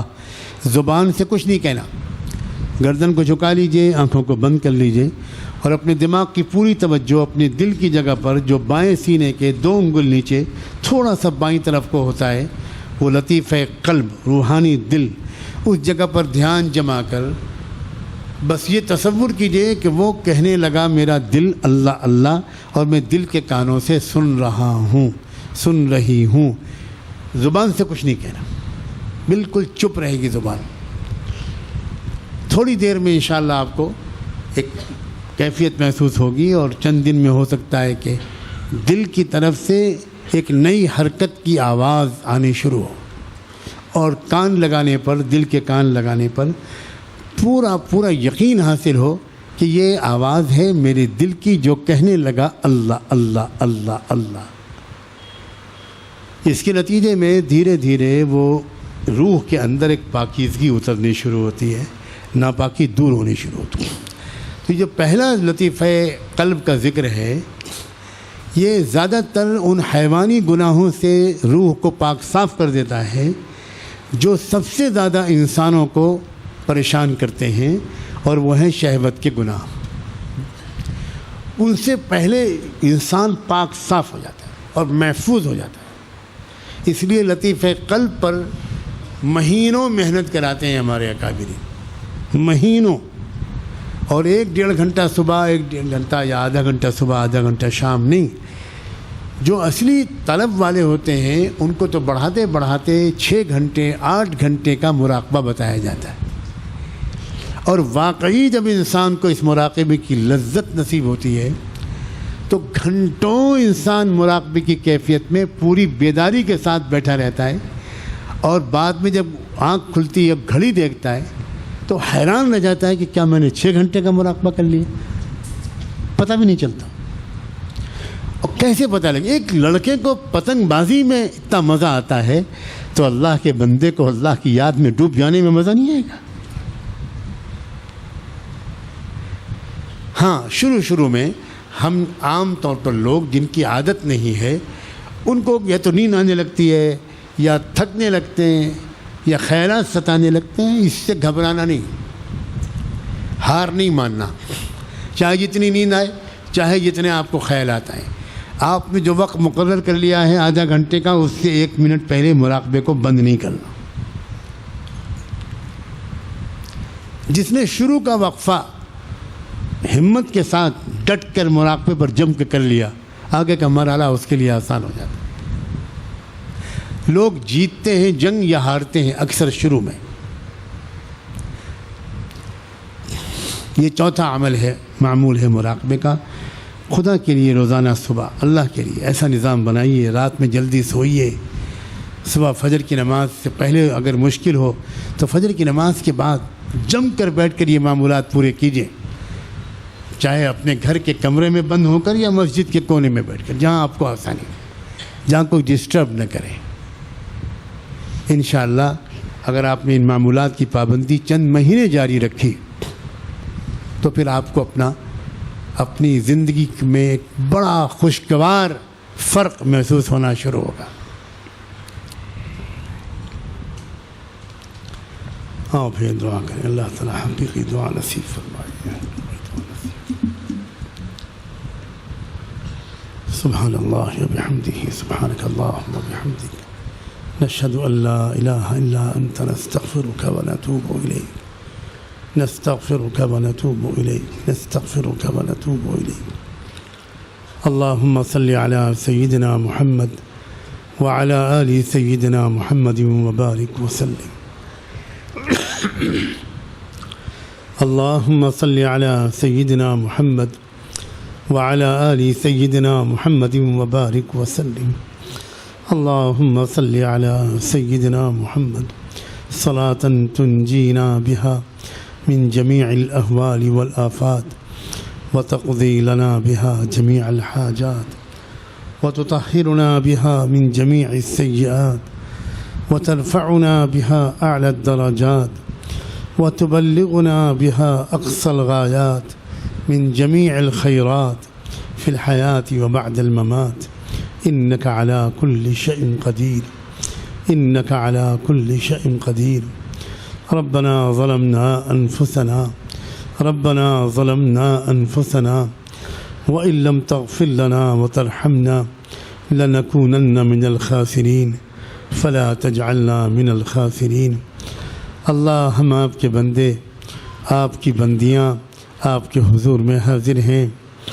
اللہ، ہم نے اپنے اندر کے انسان کو مار ڈالا، اس کو بالکل بھوکا پیاسا چھوڑ دیا۔ اللہ، ہماری ساری محنتیں اللہ باہر کی چیزوں پر لگ گئیں۔ اللہ، اس کی سزا ہم بھگت رہے ہیں۔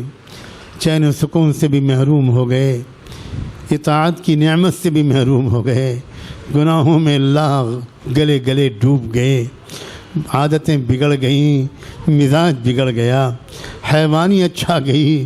اللہ، ہم جانور جیسے بن گئے ہیں۔ اللہ، مزاج ہمارا جانوروں والا بن گیا۔ اے رب کریم، اے رب کریم، ہمیں معاف کر دیجئے، حیوانیت سے نکال دیجئے، اصلاح کا صحیح مطلب سمجھا دیجئے، اصلاح کی طلب عطا فرما، اصلاح کی محنت عطا فرما، اور سچ مچ ہم کو اصلاح کی نعمت نصیب فرما، اصلاح کی نعمت نصیب فرما۔ اے رب کریم، اے اللہ، اے اللہ، یہ نیا سال ہماری زندگی میں اب شروع ہوا ہے۔ اے رب کریم، اے رب کریم، محض اپنے کرم سے اب تک کی جتنے سال زندگی میں گزرے، اللہ، ان میں جتنے گناہ ہو گئے اور بے شمار ہو گئے انہیں معاف کر دیجئے۔ ہم نے اپنے سال ہر سال کو ضائع کر دیا۔ بہت کافی تھے وہ وقت، وہ سال یہ مدت بہت کافی تھی، ہم آپ کے چہیتے بن جاتے، پسندیدہ بن جاتے، نیک صالح بن جاتے، متقی بن جاتے، پاک دامن بن جاتے۔ اللہ اللہ اللہ، ہم نے اپنے پیروں پر کڑھاڑیاں مار لیں، اور اب ہم اس حالت میں یہاں آئے ہیں کہ اگر آپ نے رحمت کی نظر دیکھا اور ہم کو بچا لینے کا فیصلہ نہ کیا تو آپ کی قسم ہم ہلاک ہو جائیں گے۔ ہمیں کوئی نہ بچا پائے گا، نہ ماں بچا پائے گی، نہ باپ بچا پائیں گے۔ اللہ، نہ بھائی، نہ بہن، نہ بہت چاہنے والی بیوی، نہ اولاد، نہ دوست احباب، اللہ، نہ شاگرد، نہ استاد، نہ مقتدی، کوئی نہ بچا پائے گا۔ اللہ، آپ اللہ ہیں، آپ بے نیاز ہیں، آپ کو کسی کی پرواہ نہیں ہے، آپ کو کسی کی پرواہ نہیں ہے۔ آپ نے نبیوں کے بیویوں تک کو جہنم میں بھیج دینے کا اعلان کر دیا، اور قرآن میں اس کا اعلان کر دیا۔ اللہ، آپ نے نبیوں کے اولادوں کو محروم کرنے کا اعلان کر دیا۔ اللہ، نوح علیہ السلام نے اپنے بیٹے کے لیے ذرا سی دعا مانگ لی تو آپ نے خود اپنے پیارے نبی نوح کو ڈانٹ دیا۔ اللہ، آپ اللہ ہیں، آپ بہت بڑے ہیں، آپ غنی عن العالمین ہیں، آپ کو کسی کی پرواہ نہیں ہے۔ ہماری کیا اوقات ہے، ہماری کیا حیثیت ہے۔ اللہ، آپ بلا ادنا درجے کی جھجک کے فیصلہ کر سکتے ہیں کہ پکڑ لو اس کو اور جکڑ لو اس کو اور سب کے سامنے اس کو جہنم میں ڈھکیل دو۔ اللہ، ہم چیختے چلاتے رہیں گے اور کوئی ہماری فریاد نہیں سنے گا۔ رب کریم، ہمیں معاف کر دیجئے، ایک نئی زندگی، گناہوں سے پاک صاف زندگی عطا کر دیجئے، عافیت والی زندگی، عزت والی زندگی، تقوی والی زندگی، چین و سکون والی زندگی، صحت و تندرستی والی زندگی، برکت والی زندگی، قلبی اطمینان والی زندگی، گھر کے سکون والی زندگی۔ اللہ، ایک نئی زندگی عطا کر دیجئے۔ اے اللہ، اس نئے سال کو امن و ایمان کا سال بنا دیجئے، سلامتی کا سال بنا دیجئے، پوری امت کے لیے عافیت اور عزت اور غلبے کا سال بنا دیجئے۔ اللہ، امت کو مصیبتوں سے، ذلتوں سے، قتل عام سے، اللہ، رسوائیوں سے، بے سہارے پن سے، محتاجی سے، اللہ، چھٹکارے کا سال بنا دیجئے۔ اللہ، آپ کے محبوب کی امت پھنس گئی ہے۔ اللہ، چاروں طرف سے دشمن ٹوٹ پڑے ہیں۔ اللہ، کوئی فریاد سننے والا نہیں۔ اے بے سہاروں کے سہارے، اے ٹوٹے دلوں کے جوڑنے والے، اے بے سہاروں کے سہارے، اے ٹوٹے دلوں کی تسلی کا سامان کرنے والے، اے اللہ، اپنے محبوب کی امت کے ٹوٹے دلوں کو جوڑ دے۔ مظلوموں کی پکار سن لیجئے، مظلوموں کی پکار سن لیجئے۔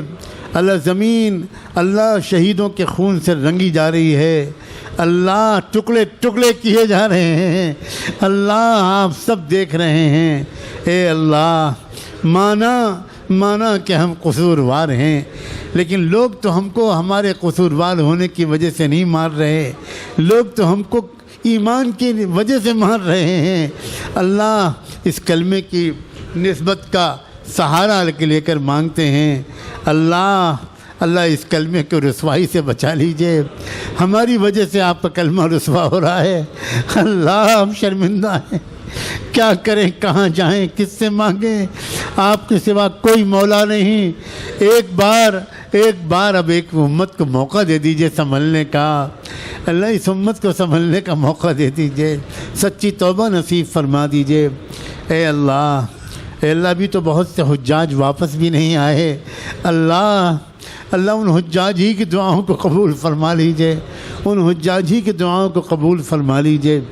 اے رب کریم، اے اللہ، آپ نے اس سال حرمین شریفین میں اور مناسک کے مقامات پر حاضری کا اپنے جن بندوں اور بندیوں کو موقع دیا، ان سے جو کوتاہیاں ہو گئی انہیں معاف فرما، ان سے جو قصور رہ گئے انہیں معاف فرما۔ اللہ، کون ہے جو وہاں کا حق ادا کر سکتا ہے؟ اے رب کریم، اے اللہ، دوپہر کی اس مجلس کے اختتام میں ہم آپ سے بھیک مانگتے ہیں، ایک بار صرف ایک بار رحمت کی نظر سے ہمیں دیکھ لیجیے۔ اللہ، آپ کا کچھ نہیں بگڑے گا، ہمارا کام بن جائے گا۔ اللہ، کوئی تو ہوگا اس مجلس میں، اللہ، جس کی شرمندگی کے آنسو آپ کو پسند ہوں گے،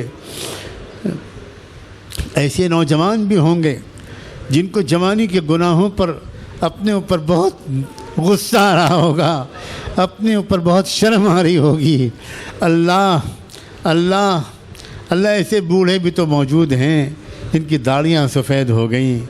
اللہ سنا ہے آپ نے کہہ رکھا ہے جب کوئی سفید داڑھی والا بندہ میرے سامنے ہاتھ پھیلاتا ہے تو خالی ہاتھ واپس کرتے ہوئے مجھے شرم آتی ہے۔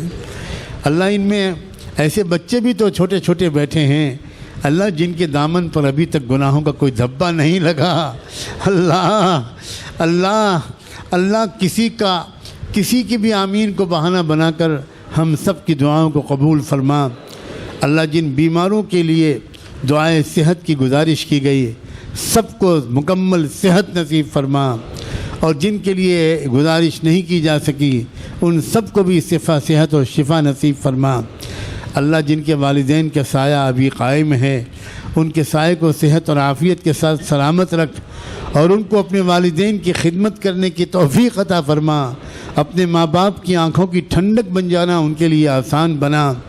اور اللہ جن ماں باپ کی زیر سایہ اولادیں پل رہی ہیں اللہ ان ماں باپ کی زندگی ہی میں ان کی اولادوں کی کامیاب زندگی اپنے ان کے ماں باپ کو دکھا کر ان کے ماں باپ کے کلیجوں کو ٹھنڈا کر دے۔ اللہ جب انسان صاحب اولاد ہو جاتا ہے تو وہ اپنے لیے کم اور اپنے بچوں کے لیے زیادہ جیتا ہے۔ اس کی ساری تمنا یہ ہوتی ہے کہ میرے بچے کامیاب ہوں، میرے بچے خوش ہوں۔ اے اللہ اولاد کے دکھوں سے ہر ماں باپ کو بچائے رکھیے گا، اولاد کے دکھوں سے ہر ماں باپ کو بچائے رکھیے گا۔ اے رب کریم، اے اللہ آپ کی اسماء حسنہ کے واسطے سے ہم دعا مانگتے ہیں، آپ کی پاک صفات کے واسطے سے دعا مانگتے ہیں۔ اللہ واسطہ دیتے ہیں آپ کو بیت اللہ کا، واسطہ دیتے ہیں آپ کو حتیم کا، حجر اسود کا واسطہ، مقام ابراہیم کا واسطہ، اللہ چشمہ زمزم کا واسطہ، صفا مروہ کا واسطہ، اللہ صفا مروہ کے درمیان عاشقانہ دوڑنے چلنے والوں کا واسطہ، اللہ اللہ حجر اسود کو چومنے والوں کا واسطہ، اللہ کعبے کا پردہ پکڑ کر ملتزم سے چمٹ کر رو رو کر معافی مانگنے والوں کا واسطہ، اور ان بوڑھے کمزور اللہ لوگوں کا واسطہ جو طواف کی بھیڑ دیکھ کر حجر اسود کے قریب نہیں جا پاتے، دور سے دیکھ کر آنسو بہاتے رہتے ہیں، ملتزم تک نہیں پہنچ پاتے، اللہ کعبے کے پردے تک نہیں پہنچ پاتے، ان کی حسرتوں کا واسطہ، ان کی حسرت بری نگاہوں کا واسطہ، اللہ ان غریبوں کے غم کا واسطہ جو غربت کی وجہ سے حج میں نہیں جا پاتے، اللہ ان غریبوں کی حسرت کا واسطہ، جب ان کے محلے سے خاندان سے کوئی حج کو جاتا ہے تو اللہ وہ غریب منہ چھپا کر روتے ہیں، چپ کے روتے ہیں، آپ کے سامنے اپنے آنسو بہاتے ہیں۔ اللہ ان غریبوں کی بھی تمناؤں کو پورا کر دیجئے۔ اے اللہ تینوں حرموں کی حفاظت فرما، تینوں حرموں کی حفاظت فرما، تینوں حرموں کی حفاظت فرما۔ اے اللہ امت کے اندر جو دین کی صحیح محنتیں اے اللہ چل رہی تھیں، اللہ اپنے کرم سے صحیح خطوط پر ان کے جاری رہنے کا فیصلہ فرما، ہر قسم کے شر اور فتنے سے ان کی حفاظت فرما، اللہ ہر قسم کے شر اور فتنے سے ان کی حفاظت فرما، امت کے تمام طبقوں اور حلقوں میں اور دین کے تمام کارکنوں میں اللہ آپس کی محبت نصیب فرما، اللہ تفرقہ و انتشار سے، بدگمانیوں سے، تکبر و عجب سے اور تمام ظاہری باطنی حیوانی شیطانی گناہوں سے ہم سب کی کو حفاظت فرما۔ اے رب کریم، اے رب کریم، اے اللہ، اے اللہ، اے اللہ، جن امیدوں کے ساتھ آپ کو یہ بندے آتے ہیں ان امیدوں کی لاج رکھ دیجیے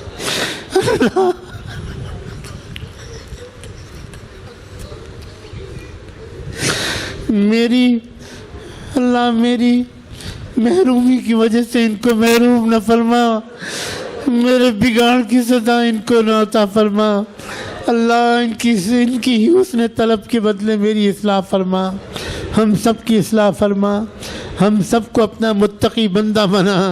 اللہ تنگ آ گئے، ہم گناہ کرتے کرتے عاجز آ گئے، اللہ قربان جائیں آپ کی برداشت پر، قربان جائیں آپ کے اخلاق عالیہ پر، قربان جائیں آپ کی شان ستاری پر، آپ کی قسم کھا کے ہم کہتے ہیں ہم اس لائق نہ تھے کہ ہم کسی اچھی محفل میں بیٹھ سکتے.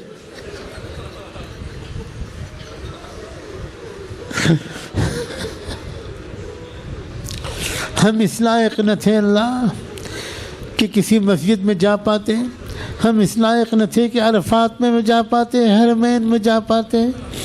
آپ بہت آسانی سے کر سکتے تھے اللہ، بہت آسانی سے کر سکتے تھے کہ بیت اللہ کے دروازے پر فرشتوں کو کھڑا کر دیتے، اور جب اللہ کوئی ایسا بندہ میرے جیسا جانے لگتا تو وہیں فرشتہ وہیں تھپڑ مار کے اس کو ڈھیر کر دیتا کہ بدبخت تو کس منہ سے یہاں آیا ہے، تو کس منہ سے یہاں آیا ہے. اللہ آپ نے کرم کیا، کہیں بھی آپ نے ہمارے اندر کے راز فاش نہ کیے، اور جب یہاں تک ستاری کر رکھی ہے تو اللہ مہربانی کر کے اپنی نعمت کو تمام کر دیجئے. مرتے دم تک ستاری باقی رکھیے، قبر میں بھی ستاری باقی رکھیے، فرشتوں کو بھی نہ پتہ چلنے پائے کہ یہ کیسا مجرم آیا ہے. اللہ اللہ میدان حشر میں بھی ستاری باقی رکھیے، اور چپ چاپ اللہ بلا کسی استحقاق کے مغفرت کر کے جنت کا پروانہ دے کر جنت میں بھیج دیجئے. اللہ رب کریم جو مانگا ہے وہ بھی عطا فرما، جو نہیں مانگ سکے وہ بھی عطا فرما. وصلی اللہ تعالی علی خیر خلقہ سیدنا محمد وعلی آلہ وصحبہ اجمعین برحمتک یا ارحم الراحمین.